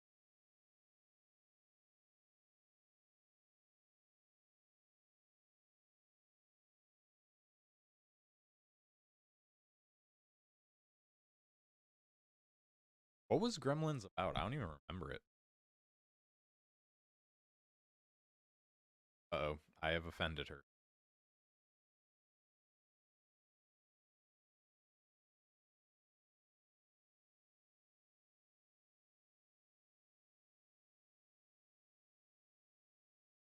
The low decibel cuts for mine or for hers? Or both? Dan was just saying that I gotta fix the low decibel cuts.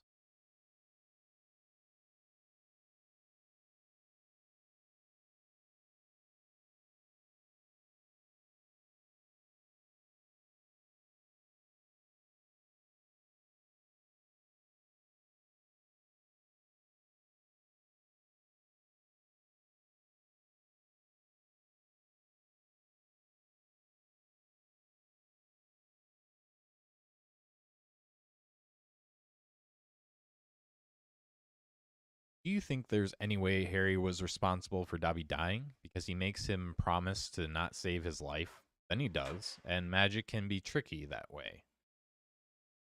Hmm.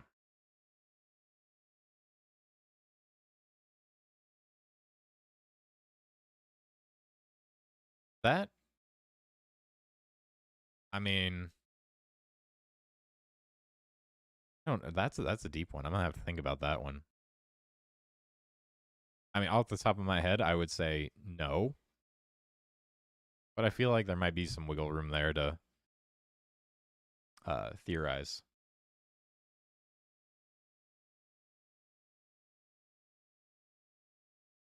Yeah, you believe it that Dobby promised to not save Harry, then he did, and so he died. You think they like unintentionally um did the yeah, kind of curse? Was that the unbreakable vow? And since he broke his vow, he then dies.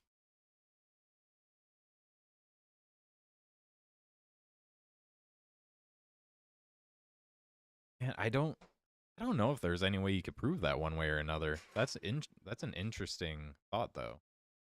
Wormtail dies for his moment of hesitation of not killing Harry. Maybe yeah. I mean, the Wormtail thing is 100% like a curse placed on him by Voldemort. We know that. So the whole thing with Dobby, I mean, it might have been some unintentional type house elf magic. Yeah, because house elf magic is stricter than human magic.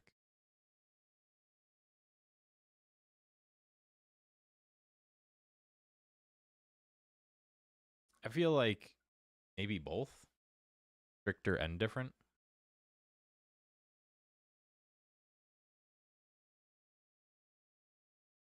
House elves have to punish themselves for breaking orders. See, that's a thing.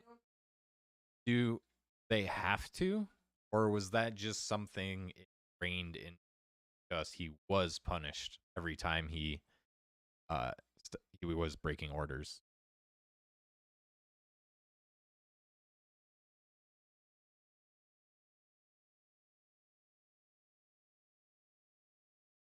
Oh yeah, she does. But Lex just said that Winky didn't beat herself up for breaking orders, but in a different way, not physically. Well, kind of physically. She drinks herself into oblivion. That is 100% beating yourself up. That is like almost worse because you're like beating yourself up both physically and mentally.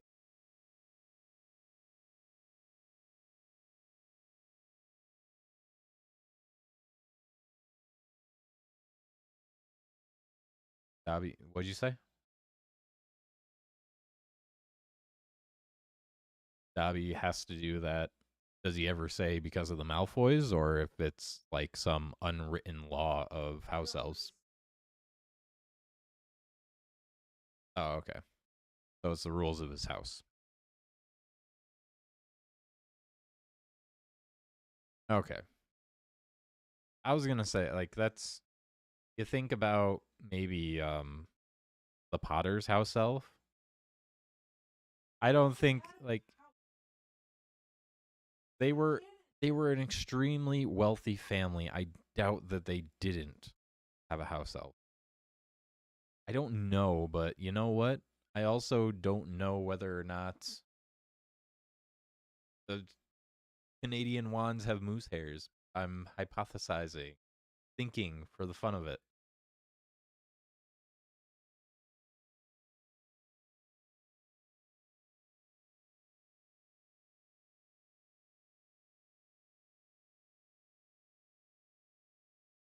Creature starts to punish himself. But again, like, that's, they're almost the same houses, you know, Malfoys and X. They were obviously not treated well, and I'm sure anytime they didn't fulfill the order properly, they were punished. So it's hard to really know. But I think Winky is the one to focus on because she beats herself up so that it might be a thing.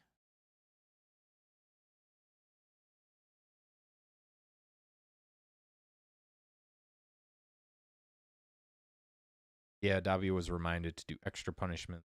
Creature would have been punished too, even if it was cooperative. Don't know if it's all that they have. Yeah.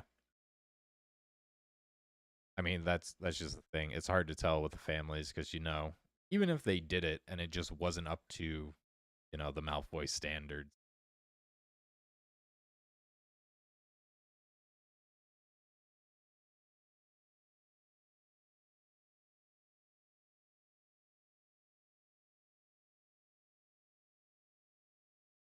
Hey, Timothy. And no worries, I get it. We're all busy sometimes.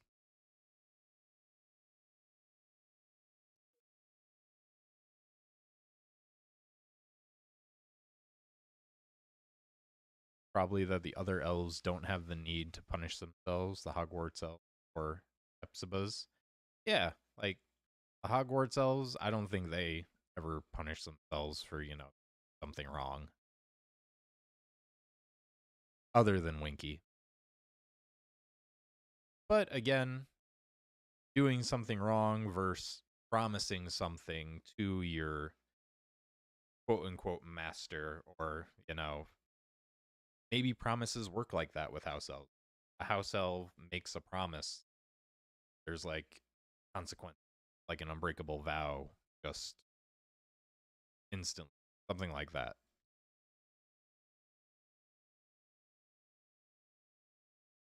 As soon as Lex comes back, I'm sure she'll have a note on that. Probably some reference material to tell me I'm wrong.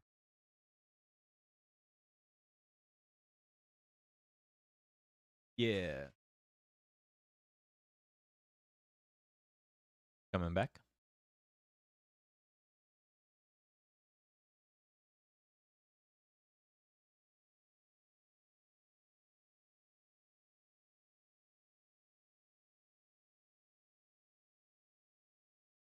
Also, it's kind of up to you because it is 8 o'clock. But did you want to play any Legacy, or you I good? don't think so, just because I think I need to eat bed because I have to go to work early in the morning.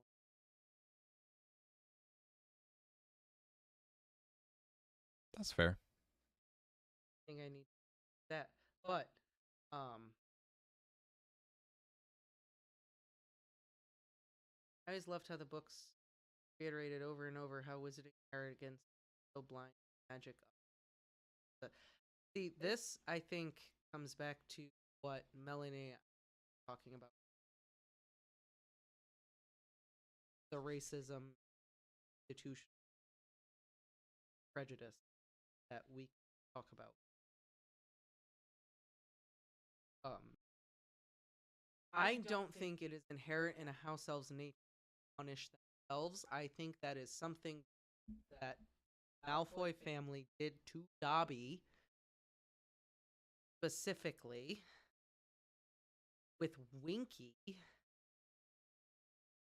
she was like hook, line, and sinker brainwashed into the life of being a house elf, and when taken away from her, she didn't know what to do, so she drowned herself in drink. Reacher, I feel like, was probably abused by the blacks. I don't think he was made to punish himself. I think they probably punished him because Creature talks about how Regulus was the only one who was kind. I think everyone else was just mean to him. I don't think he was made to like abuse himself. I think they were all just mean to him. Um, so I don't think it is inherent in a house elf's abilities or magical binding to do the house's bidding or whatever that they have to punish themselves. I think it's case by case, and I think the Malfoys made Dobby punish himself. I think Winky was lost after she was freed, and I think Creature was probably abused by the blacks, not made to abuse himself. Okay, there we go. That's my opinion.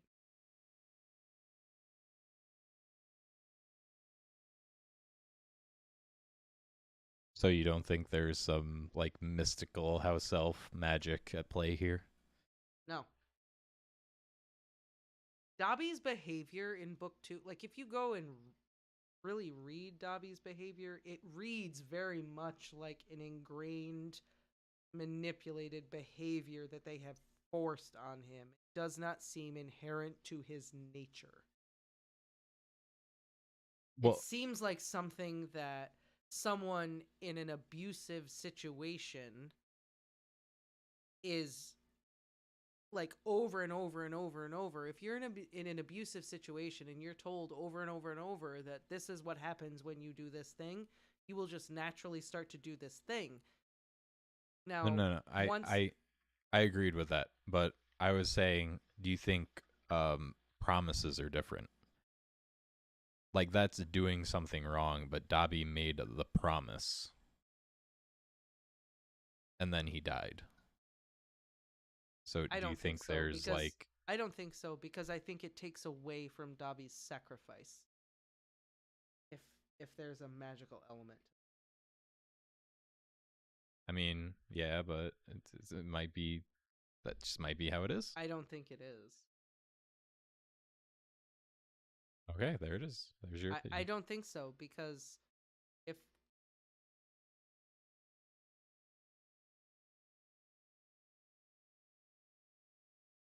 um I think it takes away from his sacrifice to say that part of it was um response to some kind of magical connection, Magical magical curse, some yeah, I unbreakable vow, yeah, unbreakable promise. Dobby Harry doesn't ask Dobby for help. He asks the eye in the mirror for help, which we later um come to find out is Aberforth. And then Aberforth goes and asks Dobby, and Dobby says, "Yes, I will go save Harry Potter." And he goes and he saves Harry Potter because even from book 2, you can see Dobby's love for Harry and all that Harry represents. To then culminate in 7, where he does everything he can to save Harry Potter and his sacrifice of saving Harry, but it kills him to save Harry. It's just such a huge outpouring of love to Harry that to then go back and say, well, he died because part of it was the fact that he made this promise and there's a magically binding contract, blah, blah, blah. I think it minimizes the magnitude of the love and then the sacrifice. That's fair. So that's why I don't think it's a thing. Okay. Let's see. Yeah, I don't think Winky self-punished, but I do think the creature punishes himself when Harry is his own. When Harry is his owner and saying he's a mudblood to Hermione by punching himself. That's yeah, but I think that's just like taught to him.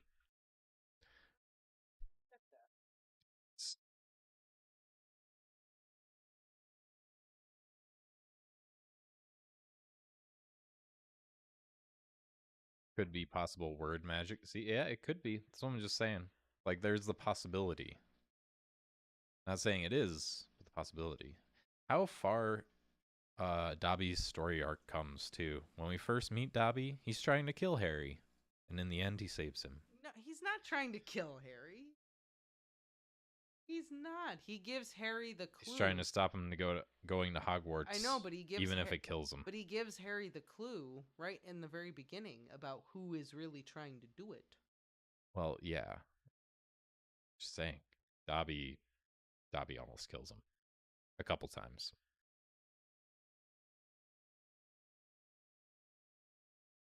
Looking for this bit about creature. Conversation for next time. Do you think it would have been a great way to end the Elder Wand power by having Dobby die, being the true owner? Oh, that would actually be great. Forget the importance of Harry needing. Imagine. What a twist. That would actually, I would have loved to see that story arc. Like, in the end, Dobby becomes like the most powerful being. Because he gets the Elder Wand, and he has the ability to use wizarding magic, elf magic. Be great.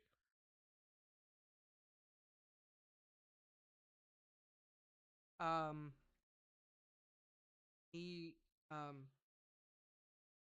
so he says the blood traitor Weasley and the mudblood, and then Harry says, "I forbid you to call anyone blood traitor or mudblood," growled Harry. He would have found Creature with his snout-like nose and bloodshot eyes a distinctly unlovable object, even if the elf had not betrayed Sirius to Voldemort. So Creature does not punch him when he calls Hermione a mudblood after Harry has taken ownership of it. Okay. And to be fair, I'm pretty sure he would have been rewarded for that in the Black household, so there's no real reason for him to hurt himself. True. That's true. He was taught the awful He was taught that it was good to call someone a mudblood who is a mudblood because they're a dirty mudblood.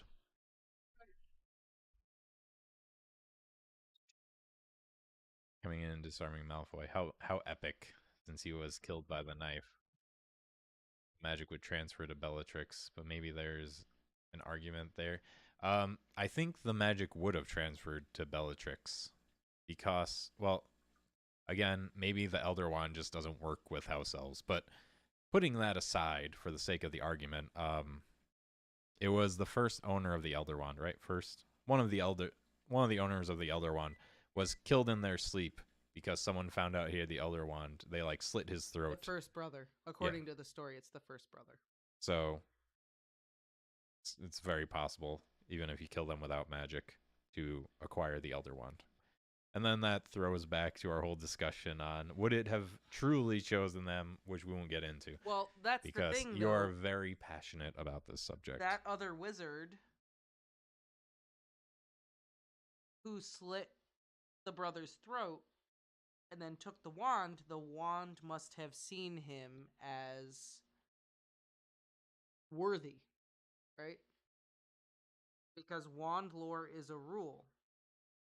So this is why you don't put your wands to sleep at night. You don't turn them off.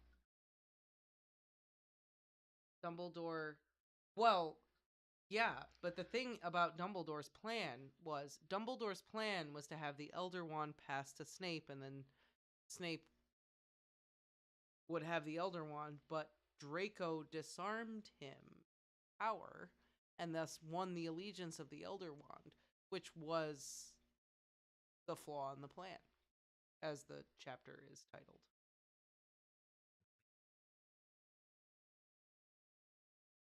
Wait, who disarms Draco in the mansion? Doesn't someone disarm him? Harry. Oh, okay. That's why Harry is the master of the Elder. That's the whole sequence of events. That's what's so brilliant about Book 7, because they set it up in 6 where Draco disarms Dumbledore, and it's just like a small thing. And then later on in 7, Harry disarms Draco and wins Draco's wand, and he uses Draco's wand for a while, and he says it's better than the Blackthorn wand, and it's just like a little thing. But then it turns out to be the biggest thing. Yeah. Because in that small split-second decision to just disarm Draco, Harry won the Elder Wand. Yeah, I just had a brain fart. I thought he disarms him in the castle or something like that. I forgot that he was the one who did it. I was thinking it was like Hermione or someone. Right, but if Snape had gotten the wand, then Voldy could have won it from Snape, right? So the flaw in the plan actually worked out better.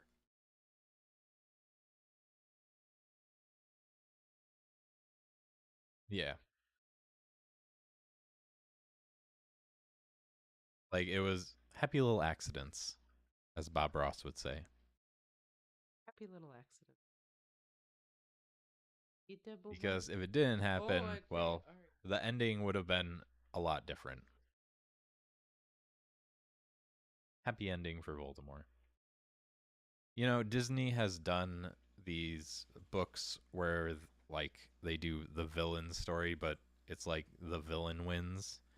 Or it's actually down there, it's the Rapunzel. the Rapunzel one, but instead of giving life, Rapunzel's hair causes death.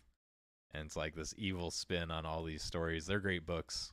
If you ever see them, pick them up. But I want to see like the spin where Harry is evil. Like someone do that story, or where Dumbledore is pure evil. You know, And Voldemort is like the good guy. the Yeah, good guy. And he had to split his soul to sacrifice for the greater good. yeah. That's actually pretty cool. Ooh, I want to write that. And then Voldemort, you know, like, made the Dumbledore. sacrifice to split his soul in order to Dumbledore. protect everyone, and so he could keep coming back to protect everyone from the evil Lord Dumbledore. Dumbledore is like seems like the good guy, but he's really manipulating Harry the whole time, and Harry thinks that Voldemort is the bad guy, but really, It's Dumbledore the whole time. and Voldemort didn't kill his parents. It was he came to stop Dumbledore from doing it, and then he got blamed and caught Right. like a Kinda like a tailspin. Yeah, Sirius Black situation. yeah, There is meaning behind intent. I I would agree. So that's why I don't think the wands change allegiance in the DA. I was getting there, but we were talking about other things. I think the reason I think Timothy illustrates it. There's meaning behind intent. So if they're just training and practicing, then the wands aren't going to change allegiance because they're just training and practicing. yes. Albus, pure evil, killed Ariana. He just pretends like he doesn't know. But his most evil scheme of all was when he spread that rumor about Aberforth and his goats. Ruined his reputation for life. Oh man. I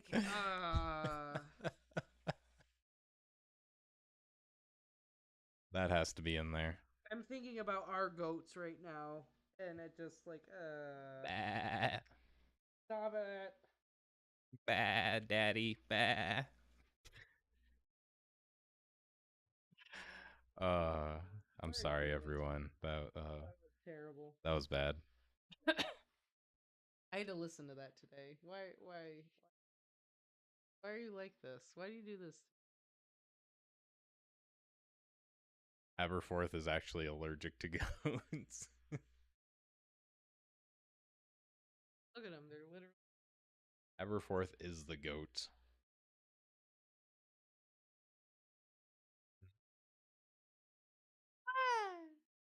Yoda. Yoda. She knows her name. Yeah, I she don't know does. what her name was before she came to our house, but Yoda. Well, No. there you go. If you're ever bored in your free time and you want to write a fanfic, do the reverse Harry Potter. Kitty's off screen. Yes, Kitty's off screen. Sorry. And in the end, They don't want to be on camera. They're shy. But they're within arm's reach. And I can get them. Get my baby. and in the end, Harry chooses the side of evil, and all the Muggles fall to their knees I mean, for their new overlords. there are a lot of fan fictions where Harry and Voldemort team up to be bad. Oh, look, they're Doda. They're Doda. You can see they're Doda. I'm just picturing them like They're Doda. holding hands, skipping through this field of war and death. It's just that song playing in the background. Tiptoe through the tulips. People, let me tell you about my best friend. Or the fun song from SpongeBob. Oh, yeah. F is for friends who do things together. U is for you and me. N is for anywhere and anytime at all. Down here in the deep blue sea. We should do a Luna talk. Every time I reread the book, I love her more and more. Luna is fantastic. Tiptoe through the Horcruxes. We should do a Luna talk. So we've got a. We should do another character talk. We haven't done one in a hot minute. We have had someone say that they really want us to do the Voldemort discussion. That they've been waiting for us to do the Voldemort discussion for like a while because we said we would do it. Yeah, we kind of went through time with the holidays where we didn't have time to sit down and research and do things. But now we don't have any excuse. We just kind of got wrapped up in reading the chapters, and then we got wrapped up in Hogwarts Legacy, and here we are. And you trying to finish all the young dudes. Oh, that too. Which it's done. You just have to reread a couple things, and all the young dudes will probably be up within a few days. Every time I read that part and Harry looks up and he sees friends painted in a circle, like I literally cry. Every time. Not gonna lie. Has someone redone the Friends intro, but with like all their faces? It's on so the characters? Heartbreaking, and it's so. I think Harry says he has like a surge of like an outpouring of love for Luna in that moment. It's so pure. It's so beautiful. But we can definitely do a Luna talk. I think we should do Voldemort first, just because we said we were going to do it. People have asked us to do it, so I think I feel we like should Voldemort do is just first. easier. There's more to Voldemort, but there's more to Voldemort, but there's so much research already out there. Well, there's so much that we can look into. But first and foremost, I need to do my House of Gaunt research. And then once we've done that, maybe we can, or maybe I can start delving into Voldemort. Because I feel like Voldemort, unlike Snape and Dumbledore are like two sides of the same coin, and there's a lot of literary significance to them and emotional significance to them with love and death and blah blah blah blah. Whereas Voldemort, you could really get into like the scientific nitty gritty of who he is and why he is the way he is, and then kind of do the literary contrast between him and like Dumbledore and Snape and Harry. Well, what do you think next week's live stream, a Voldy stream?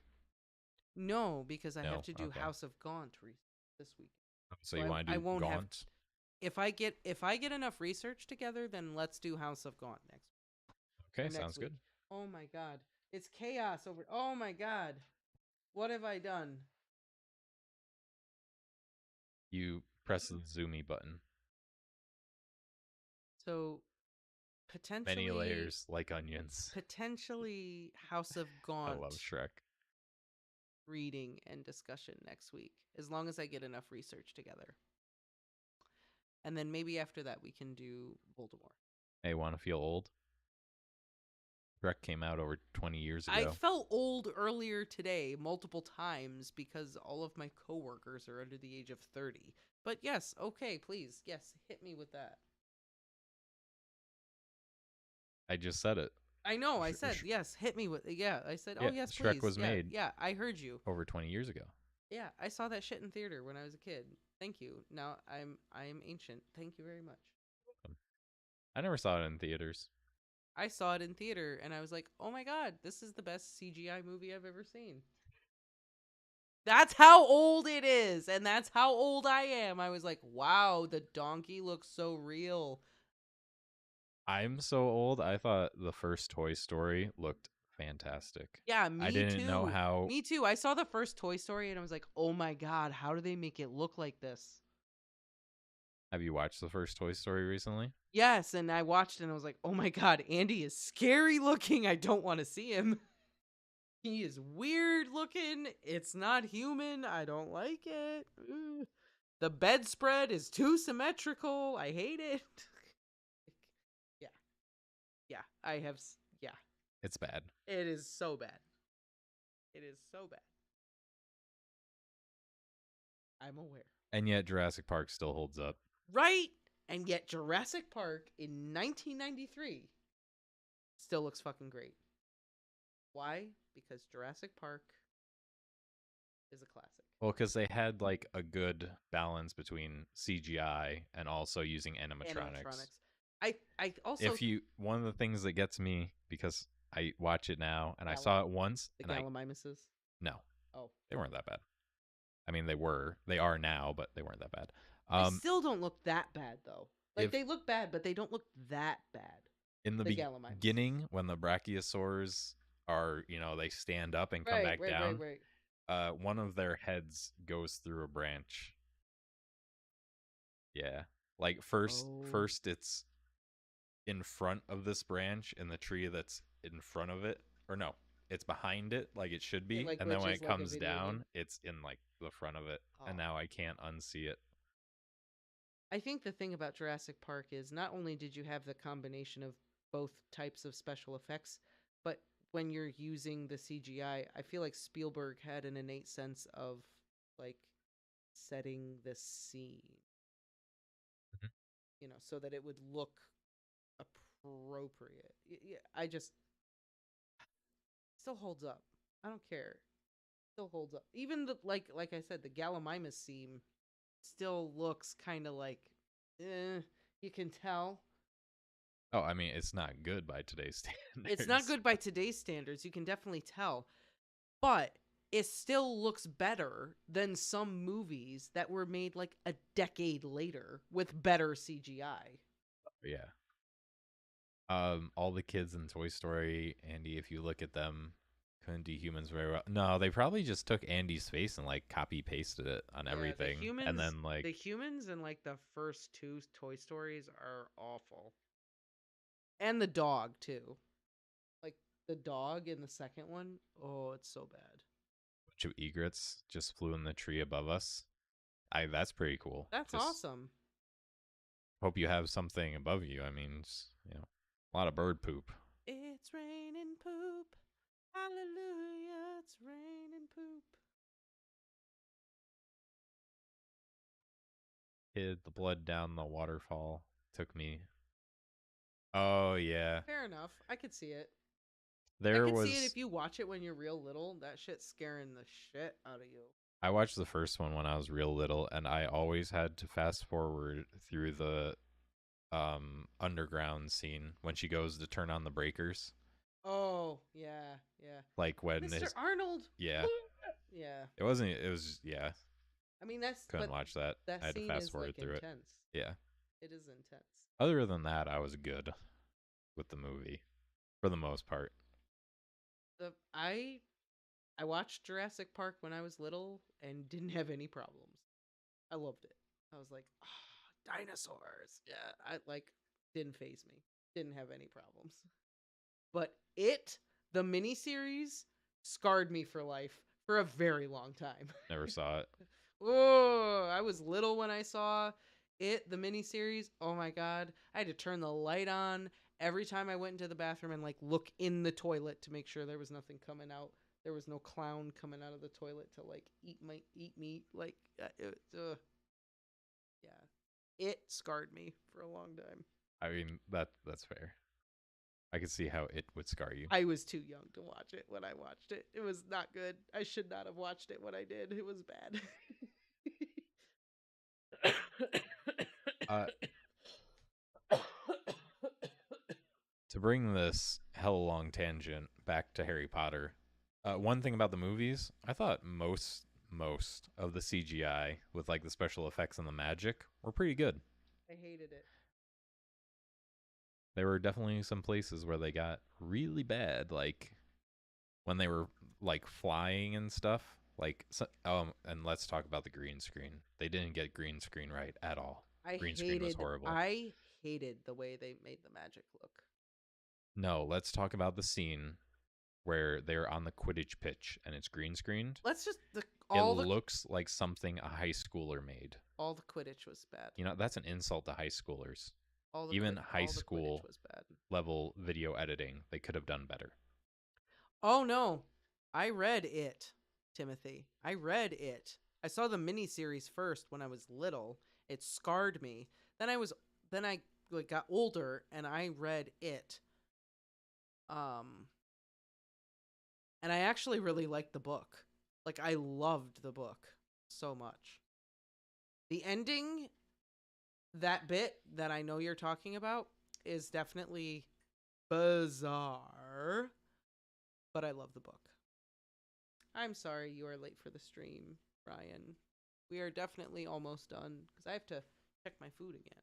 Yeah, we are kind of wrapping it up, but it's okay. You can always go back and watch through. Right now, we're just kind of going off on tangents, talking about, well, we were talking about the Harry Potter movies, and now we're on, like, VFX for Jurassic Park and Toy Story and all that. Or no, it started with Shrek.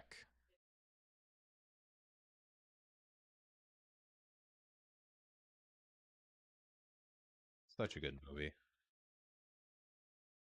Yeah, Shrek was an amazing movie for the time.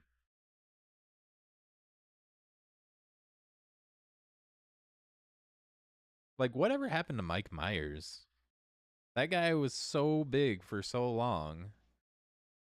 And then I think he did The Love Guru and it just destroyed his career, like wiped him off the face of Hollywood. Well, no, but you know, he had Austin Powers, he had Shrek, like it wasn't.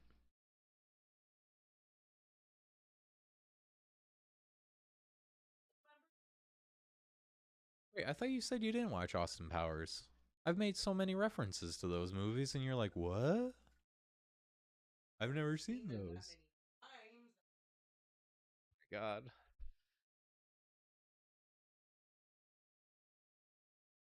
Wayne's World, party time, excellent.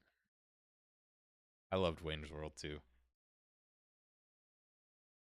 That was one of the movies where I really like the sequel too. Like, it's very rare. I like the sequel to something. What were we talking about? There was something we were talking about the other day, a movie where the sequel's actually better. Oh, Ace Ventura. Ace Ventura is the only movie series where the sequel is better than the first movie. Prove me wrong. Name a better series where the sequel is better than the first. Yeah. I mean, I could name off plenty of like books, shows, games, but movies it's really hard.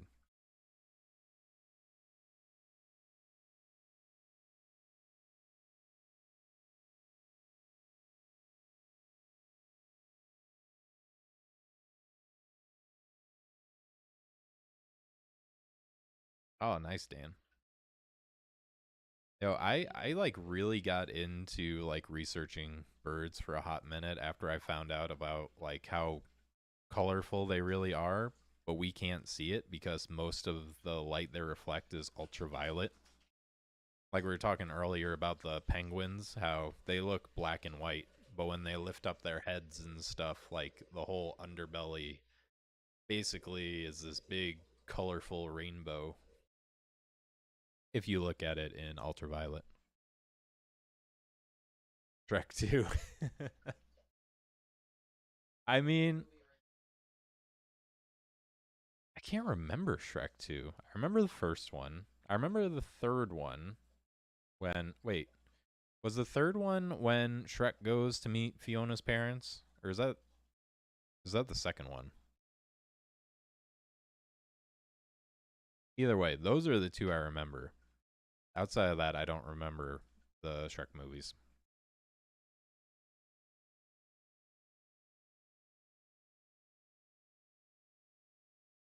Maybe, I'm thinking too, and I just can't.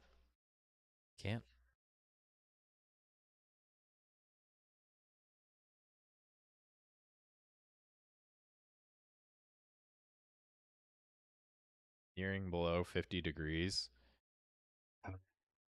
Rub it in, Dan. Rub it in. Yeah, it was nice.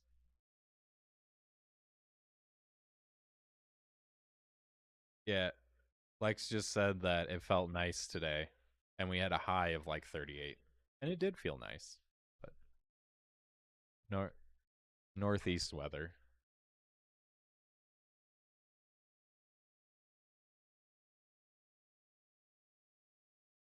Oh wait, was that? Okay, so it must be the second one. Yeah. Okay, so I remember the second one. I agree. It is the best cover of I Need a Hero. I used to replay that section actually when I watched the movie because it was just so good.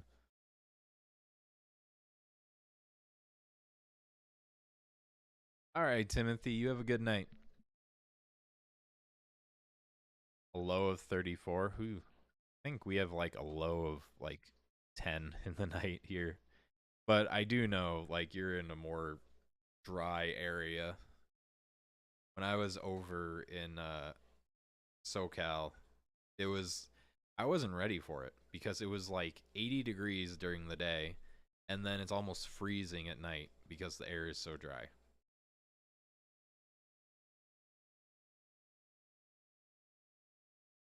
One thing I learned the hard way about the desert. The second Bleach movie was better. First Bleach. Yeah, there we go. There, I thought of one.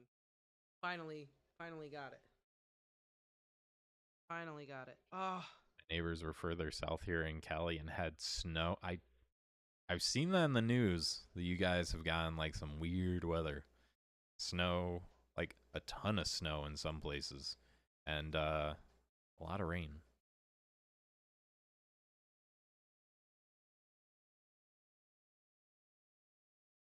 So Dan, actually I heard this and I want to know if it's true since, you live there. Does everything fall apart in California when it rains?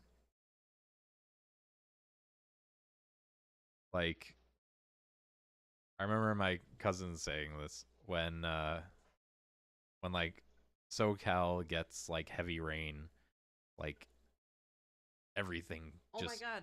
I forgot to breaks. tell you this. Even when it's not this once in a lifetime crazy storm. I forgot to tell you this. So, um,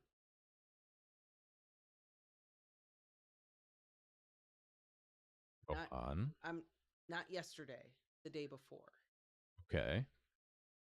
The roads were clear after all the snow. Clear. The roads. Roads Yes. were clear. They were clear. Crystal clear. Crystal. And I'm driving to work. And I'm behind a Toyota RAV. Getting specific here. Gonna The throw out a speed plate limit, number. the speed limit is 55. I mean, that's more of a suggestion. They are driving 35, 40. There is no snow on the road. It is on the sides of the road. And then I see, oh, They have a Florida license plate. Hey, you can't blame them. They don't know how to drive in the snow. There was no snow on the road. Look, I don't get mad about that. Like, when I see that they're from, like, a southern state where they don't get I snow, remember that's... thinking, like, I remember driving thinking, why are you going so slow? And then I saw the license plate and I was like, oh, that's why. You don't know what you're doing. Okay. I hope to God I can pass you soon. It's the people that I see on my drive, like, every morning, and they're still going slow. Like, you live here. I see you every morning. You've driven in this before. You should know by now. But yeah, if you're from a southern state or something and you don't know how to drive in the snow, I don't. Like, yeah, I get it. Hey, Catherine. Glad you could make it. It was a pretty fabulous evening. I got up like 50 times. Hills collapse and people don't know how to drive. Never know if the road is black ice. Well, yeah, they don't know. They literally don't know what a New York clear road looks like. They've never driven it before. Like, we know because we drive it all the time. We know what patches of ice look like. And also, we overuse salt so much. We use a lot of salt up here. Rare to find black ice up here. We read The Only One He Ever Feared from Order of the Phoenix.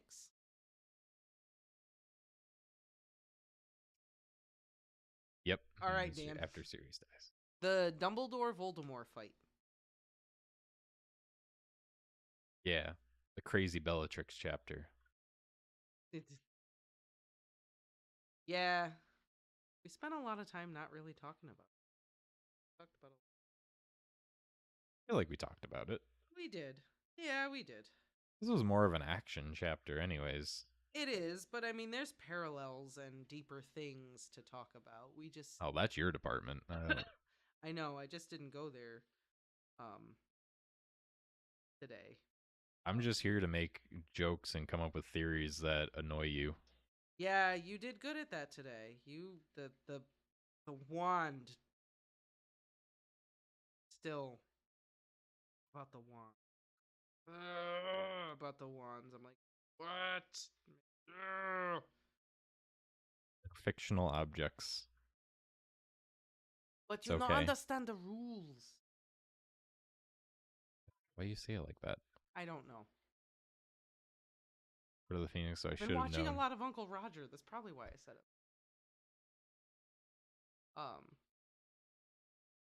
Dumbledore and Harry after Sirius's death. Yep, that's it. Yeah. I also have to do my I have to. Okay. So you think that's it? I think Wanna we call have it to, there? I think we have to call it good just because I have stuff to do and I have to eat. And I'm very sorry. I would love to sit and chat, but I do have to eat my notes for my job. All right. Well, there it is. All right. So I am very sorry. Had fun this evening. We'll do it again. Actually, Saturday, right? We have free time this Saturday. Or is it next Saturday? No, we should be able to stream this Saturday. Okay, yeah, this Saturday. Oh, are you gonna have? Might have to come up with something else because we said Gaunt, the House of Gaunt, was gonna be our next reading. Yeah, we'll do something different. Maybe we'll stream some Legacy, or we'll do something different. Yeah, we'll come up with something. We'll come up with something. We'll do something different. Always. Always. No. Always. Have a good night, everyone. Take care. Have a lovely evening, everyone. We will see you.